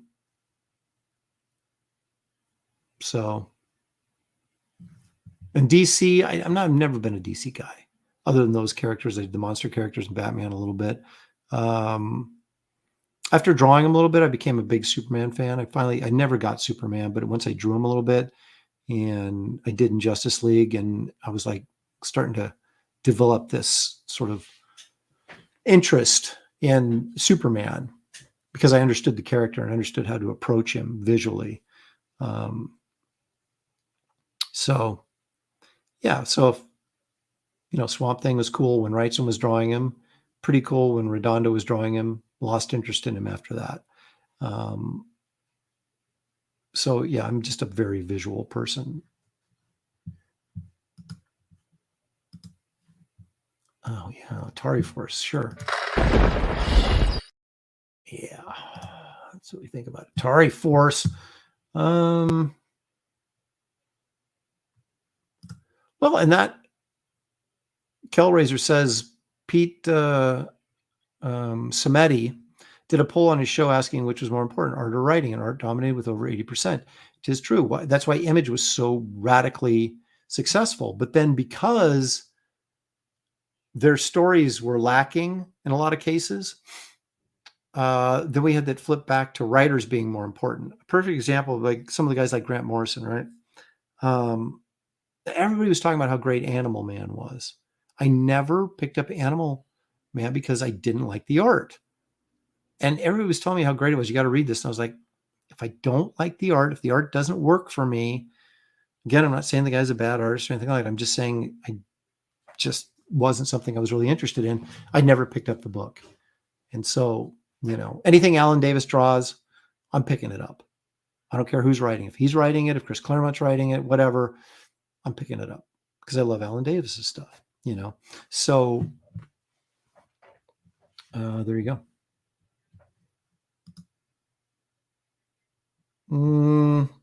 I'd have to see it.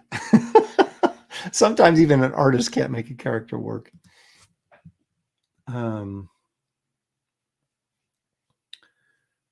Let's see. There's a lot of stuff going on in the chat here. There's Marcus. Well, Marcus, you're an artist as well, though. I'm with Aaron. If I don't like the art, I don't buy the comic. And that's the thing, though. Everybody has different tastes in art, too, right? So what one of you guys may like for a particular reason, someone else may hate. So it all comes down to that subjective personal taste, right? Ultimately. But yeah, I've never been a big reader. I'm a visual person. And so it was always the artwork that sold it on me. I picked up Thor. Everybody said Thor was cool when Simonson was working on him. And I picked it up because I thought Simonson's stylized work was really interesting to me. And then you read it and go, oh my gosh, this story's fantastic. But if the art hadn't been there. But I will say this, I have dumped series before where I liked the art and the writing was just so bad that I just couldn't take it. And I quit reading it. And one of those was that new Thor run by, who's the Babylon 5 writer? But it had Olivier Coupil's artwork, which I really like. And that's why I was picking it up. But the story was so long and decompressed, like TV writing, that I just got bored and I quit reading it. So I guess it works both ways. You're right. It is a 50-50 thing. It is a combination of story and art. But you know what isn't a combination of story and art? This is all about make-believe. Oh, see, I had this intro and I walked. Here we go.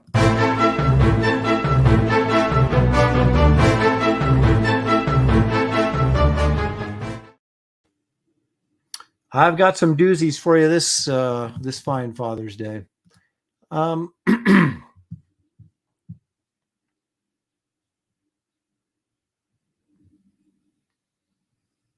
That's probably a good, that's not it. That's not, I was trying to get this. That's probably a good observation right there. Art gets you to pick up the book. The writing makes you keep picking it up. I think you're right. James. Okay.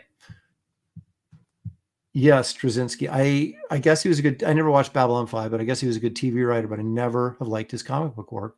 It was always slow and plodding like a television script. And you're like, dude, pick it up. This is a comic book. Let's get it moving. And he never did. So I was never a big fan of his. In fact, I avoided working on Superman because he was writing it. Of course, that was when the great story arc of Clark Kent walks across America. And I try and say that 5 times fast. I was like, I am not drawing that. You're going to put me on Superman, and then I have to draw Clark Kent the whole time, and I don't get to draw Superman? I said, forget it. Can you imagine that? Let's follow Clark Kent as he goes through Beaverton, Oregon, and see what the folks have to say. You're like, ugh. In fact, Straczynski didn't even finish the story. He probably bored himself. So anyway.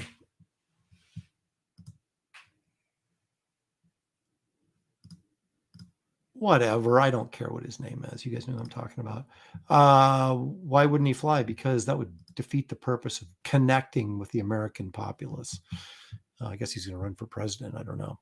All right. We ran the intro. Now it's time to look at these exciting videos that only you can find here. And of course, the other YouTube sites that I stole them off of. All right, here we go. Is it Bigfoot? I don't know. You tell me. Whoa. Now, I don't think they're claiming this is Bigfoot. I think they're claiming this is a dog man. I don't think it is. This looks more like a dog man right there. I think this is a dude in a suit, and then they made it fuzzy so you couldn't tell. But he's not. I mean, what do we got here? There's nothing. He might as well be in a workout clothes and a hoodie, and then they blurred him up. He doesn't have like ears or long arms or hunched over back or fur or anything.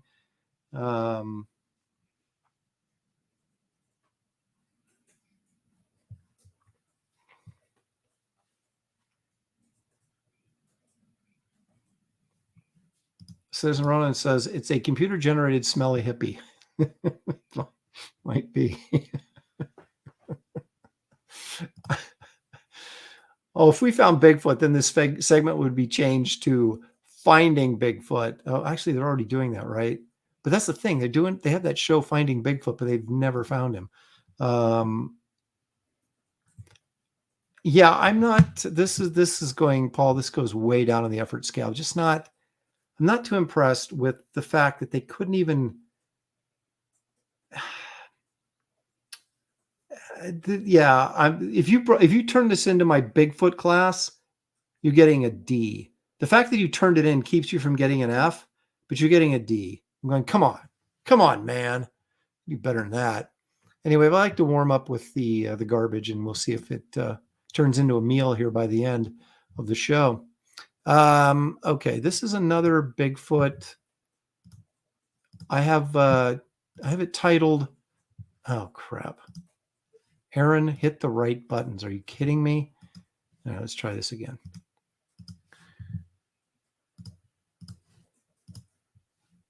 Okay, I have this entitled Fake Bigfoot, so that may give you an indication of what I think of it already, but here we go. So we're out in the woods someplace. Oh, there he is. Don't you just love the absolutely out of control shaking camera? Like you can't hold that thing steady for like 3 seconds to get a decent shot. The reality is, though, this is dropped in CGI, isn't it, you guys? That is totally animated. And they zoom in, which really gives it away. I mean, where are his feet at? You know what I mean? Is he floating? See, look at that. That does not. Right here, look at that. That looks so fake. Now, maybe it's just, the plants are all blurry too, so I don't know. But there we had a moment. Wait a minute. Whoa. There. Stop. Okay. What? I tell you to pause. I mean pause. Okay, now it'll pause when I don't want it to. I'll just hold it there. All right. So that's a pretty light colored face, right?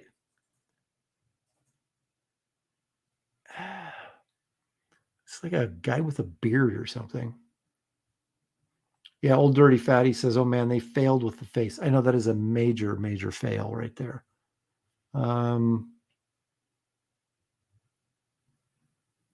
Paul Taylor, hippie on steroids. Apex Comics says John Byrne Sasquatch.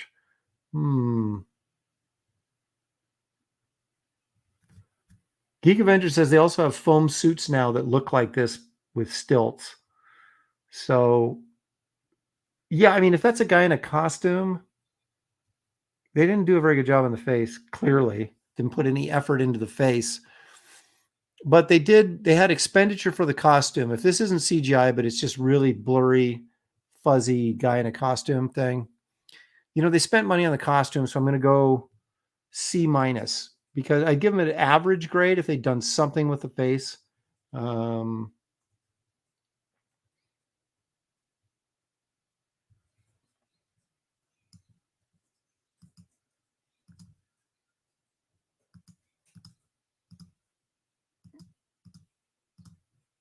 Yeah, I just Bigfoot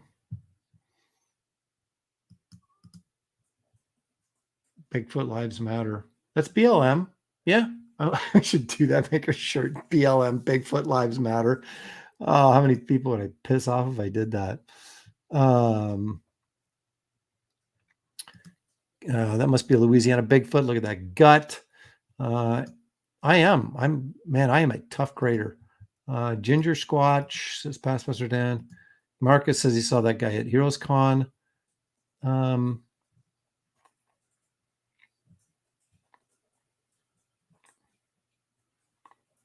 Heart of Roy says that's a forehead, not a face. I don't know. There's eyes right here. Look at the eyes. The eyes are right there. That's the nose, isn't it? And he's got a mustache and a beard kind of thing going here. Isn't that what we're looking at? If that's like part of the mask, that is horrible. You should get your money back on that one. Anyway, okay. So there's a fake Bigfoot, a couple of really bad Bigfoot videos, but let's see what you guys think. that was really inspired confidence, didn't it? Oh, this one. This is a werewolf or a dog man again, allegedly. Now, let's take a look at this. So he's right up here. Someplace. There he is. There he is. Look at that red circle to let you know.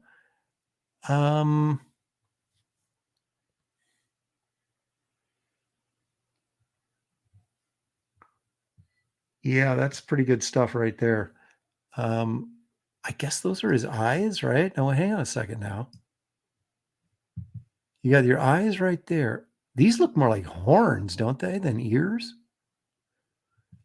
So it's not a dog man, it's a devil man. But it looks like a cow head. If his nose were right here and there's the two cow eyes and his horns and his ears are down here. Could this be Cowman? Is that a new thing? Did we discover a new cryptid? Geek Avenger says it looks like a giant cat. It's a cow. John Porton's with me. That's Cowman. It's a dude in a devil mask. I think you're right, actually. Rachel says it's a bull, cow, bull. Repairman Jack says I'm doing an AI Bigfoot now. Yeah, give me an AI Bigfoot video and send it in, and we'll rip it apart. There you go. Where cow, says Custom God. Oh, I think we're on to something. No, well, Minotaur. Okay, yeah.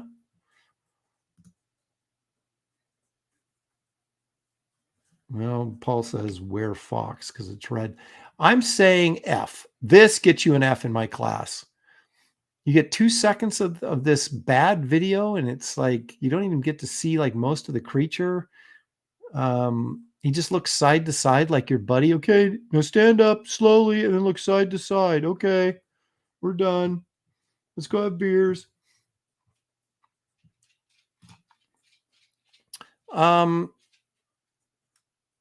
Well, that was Bruner and a Howard the Duck story. The vampire cow story is in Giant Size Man Thing number 4, I think. No, 5. The vampire cow story in it. And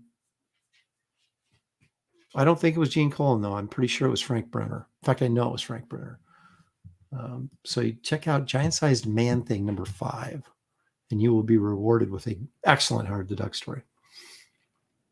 That's right. We are nothing but which is brutally honest Bigfoot reviews, man. If it's worth it, I'll let you know. All right, now we're getting at some goblins. This is always good stuff right here.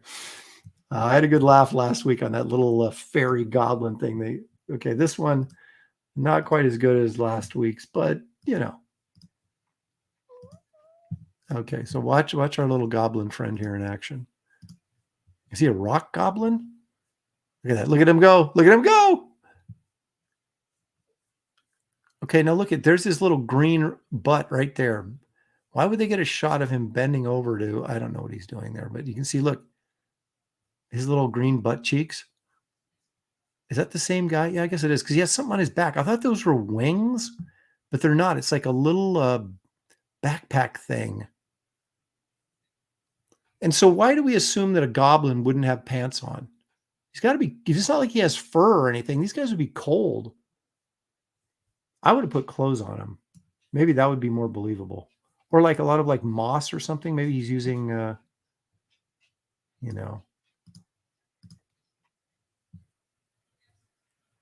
I like he's got a little hitch in his giddy up, I could live without the butt shot. Look at him. Do. So this is an animation project at school. And boy, you know what? Someone turned that into me. You might get a B plus. You might get an A minus on this. I mean, it's clearly animated, but I did a pretty good job. I mean, put the effort in. Look at how he's walking. They're selling the whole sort of troll experience here. It's not just some guy in a suit walking through the rocks. They're giving this troll a little bit of, or goblin or whatever it is, a little bit of character. There's some effort being put into this, some thought into the whole process. Look at him go. Do. I don't know. I think that's a Geek Venger's saying at least he wasn't no man thing for that goblin. Maybe he doesn't need to wear pants, right? Geek says at least he wasn't twerking. Yeah, we can all be thankful for that. Yeah, Paul appreciates the movie. He's a biologist. He's seen this stuff before out in the woods. He says it's good movement. Walk this way. Yeah, so this is one of the better people in my class. If this is my class, I'm saying you guys aspire to be, do better like this guy. Put a little more effort into it. I'm obviously still not buying it at all, but no, I think it's pretty good effort. All right, now this, it's a good thing Shelly's not here because this would freak her out. I don't know. This is like, maybe, is this a clip from a horror film? You guys have to tell me. But allegedly, I'll give you the setup.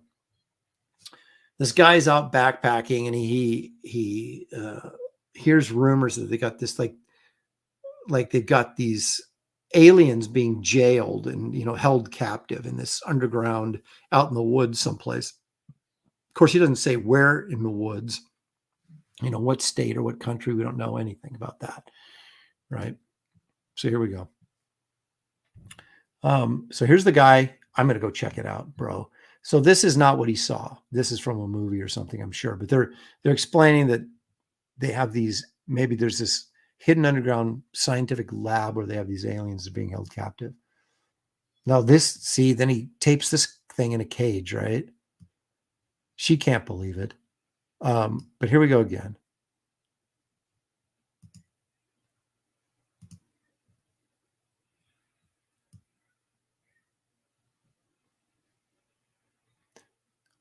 This is pretty much a guy in makeup, but this is kind of creepy. Like I said, she can't believe it. Let's look at this again. See what the experts think. Low budget alien, yeah. Well, the dead giveaway is that it's always about 2 or 3 seconds worth of film, and it's for fuzzy. So you just get enough information to pique your interest, but not enough to give it away. That's the character from a comedy show. Looks like something from a haunted house. Alien 4. A lot of theories here.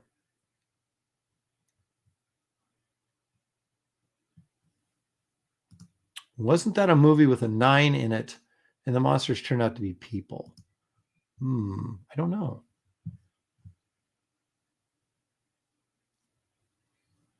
Jerry Rasco says it's Doug Jones. That guy will do anything with creature makeup in it. I don't know who Doug Jones is. Mortal 5 says, who filmed Shane Davis without makeup?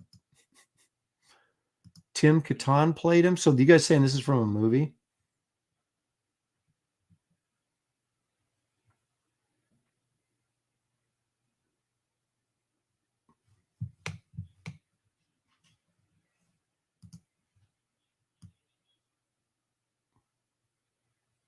So we'll go slow-mo. So it's like he's allegedly videoing through a cracked door, this thing in the cage, but he's not giving us too much information. I don't think she believes it. I don't think she believes it. But, as far as quick, creepy videos goes, seen worse. Doug Jones played Abe Sapien in Hellboy. Okay, gotcha. James thinks it might be the Elephant Man, but he's not certain. Oh, I see. Jerry Roscoe, Doug Jones. Okay, right. Everybody's filling me in on Doug Jones now. Okay. Okay, and then we'll end on a. This is the one video today out of the entire that gets the A from me. You'll see why here. Oh, maybe I should share it with you.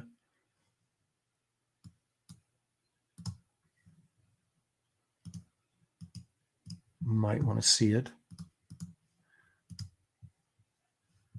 All right, let's see here. Okay, hang on a second right now. Time out. Before we even get any farther. Does that dude look like that's a fake beard, or is it just me? I mean, maybe it's just me. He doesn't look that old. And it could be, just because of the soft lens or something. But that looks like a young guy with a fake beard on to me. And I'm like, if your photographers are in disguise, why would I believe your video? Yeah, Paul Taylor says, looks fake, young face. That's what I thought. But anyway, let's take a look at what they found. Look right there, right there. See him? There's allegedly their video. Look how sharp and clear this is. And there he's running through the woods.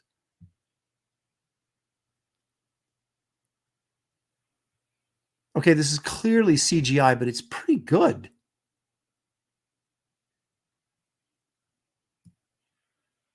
But see, there's the guy again, but it looks like it's his real hair. But he still looks too young to have hair and beard like that gray. But so what do we think here? Oh, wait a minute. Is there two of them? There is. There's this one right over here by the tree and then this guy standing right here. So they got two of them.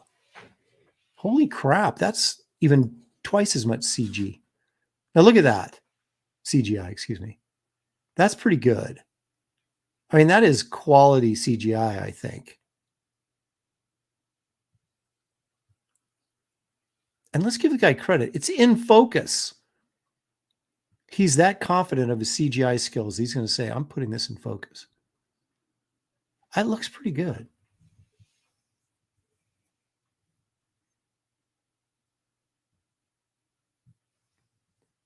Is that AI? Is that what that is now?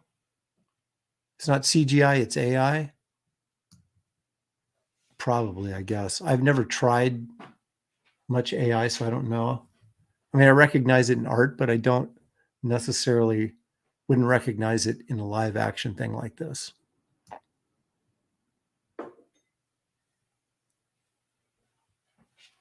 That's pretty good, though. Do you think? Is it just me?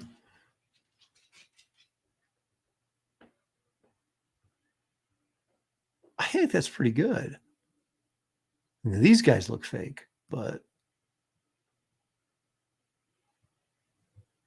I mean, it looks like it fits in there pretty well. I mean, some of the look at that arm, that weird bump on his left bicep. That doesn't look right, but overall, I think that's pretty good. Now, Art to Bears in the chat. Hello, Art. Art, he was around in the very early expeditions, like in Old England, when they found these things for the very first time. So he would know. And he says, not fake. That is so real. Art's all over that. Dale says, I saw a goblin behind. That was my daughter. You better watch it, buddy. Pastmaster Dan, this is a question that everyone asks. Why is the missing link missing? Indeed. Is he hiding? Shane's stream got taken. Oh, thank you so much. Shane's stream got taken down, so now I'm here. Well, thanks for, I appreciate being second choice. But I guess that's better than being third choice. Thank you. Jerry says, one of the tip-offs of CGI is you never see the feet. So you don't see how the figure interacts, or it doesn't interact naturally with the ground. Well, are we not? Wait a minute. Maybe I wasn't paying attention. Did we not see his feet? I guess we don't, do we? Really? Yeah, we don't see his feet.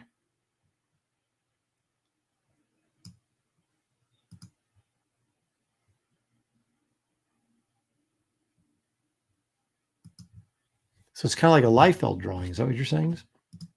Just kidding, Rob, if you're watching, which I'm sure he is.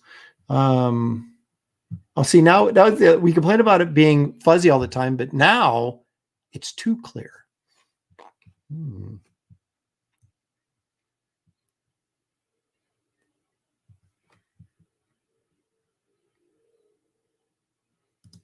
The MCU could use these guys to do CGI for them. It would be a vast improvement.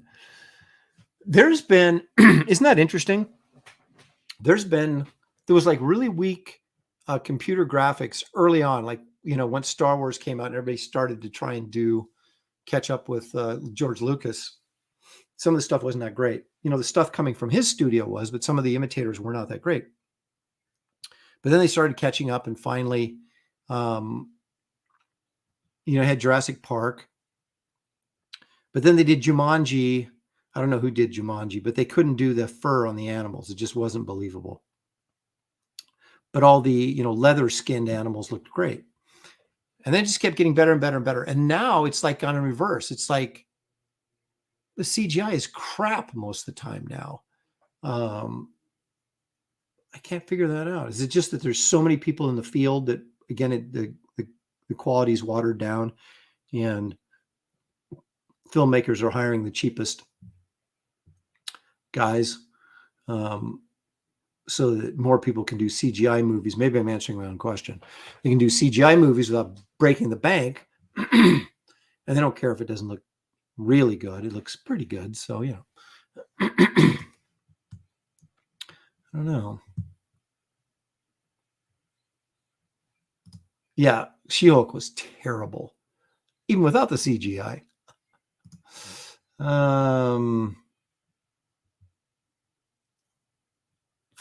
There's some Happy Father's Days being thrown out to Art to Bear.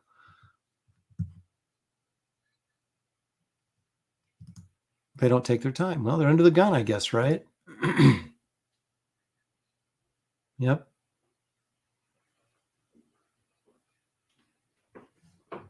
So anyway, this gets an A from me for effort. I think that's a pretty good little fake video if I've ever seen one. So, all right, guys, that is all we have for you today. We are got me talking about comic books and made the show longer than I thought it was going to be. So we're over 2 hours. I think that's sufficient amount of time to spend on this kind of fun nonsense for one Father's Day. So if you're new here, please hit the like and subscribe. Greatly appreciate it. Helps the channel grow. If you have not backed Kit Carter, see that painting back there for the movie poster, working on that right now. The graphic novel Kit Carter Planet Doom. If you haven't backed yet, please check out the link in the description of this video. It'll take you right there. You can also go to aaronlopresti.com. There's my daughter walking around in the background. You can go to aaronlopresti.com. The website now, the store is open and all the artwork and portfolio and stuff is updated. And that's just aaronlopresti.com. And so, yeah, check out those links. And thank you guys for being here. Thank you for all the super chats. I greatly appreciate it. Let me make sure I didn't miss any. I don't think I did. Oh, yeah, I did miss one. Oh, I missed two. Okay. Paul Taylor, Canadian, $10. What's your oldest comic book? You should do a segment on that from your files. I don't know how much about books from the 40s and 50s, even the 60s. Okay, I will. I love talking about old comics. My oldest, 1942. 1942 or 43. So I have a couple, not many. I have a couple Golden Age books during World War II. And then the rest are the 50s and then 60s, 70s, and so on. I used to do a segment with what's in Aaron's collection, and I would go through what's the best stuff in my collection. We did a whole months of that. But we can break down. Yeah, we should just take an issue every once in a while and kind of break down decades and stuff. That's kind of a fun idea. I like that. Everybody else is like, but I dig it. So yeah, thank you for the 10. That's a good idea, Paul. And Stealth for $2. What are you drawing on the next Graybeards? I don't know because Gary's picking the categories. That will be up tomorrow on my Twitter poll. So make sure that you guys vote on that. I believe Kelsey will be back for that show this week. And so it'll be the whole gang back together again. But anyway, thank you guys for joining me on this Father's Day. Enjoy the rest of your weekend and have a safe week coming up. And we will see you later. In fact, we will see you next week right here on Graybeard's Studio. Thank you, everybody. Good night.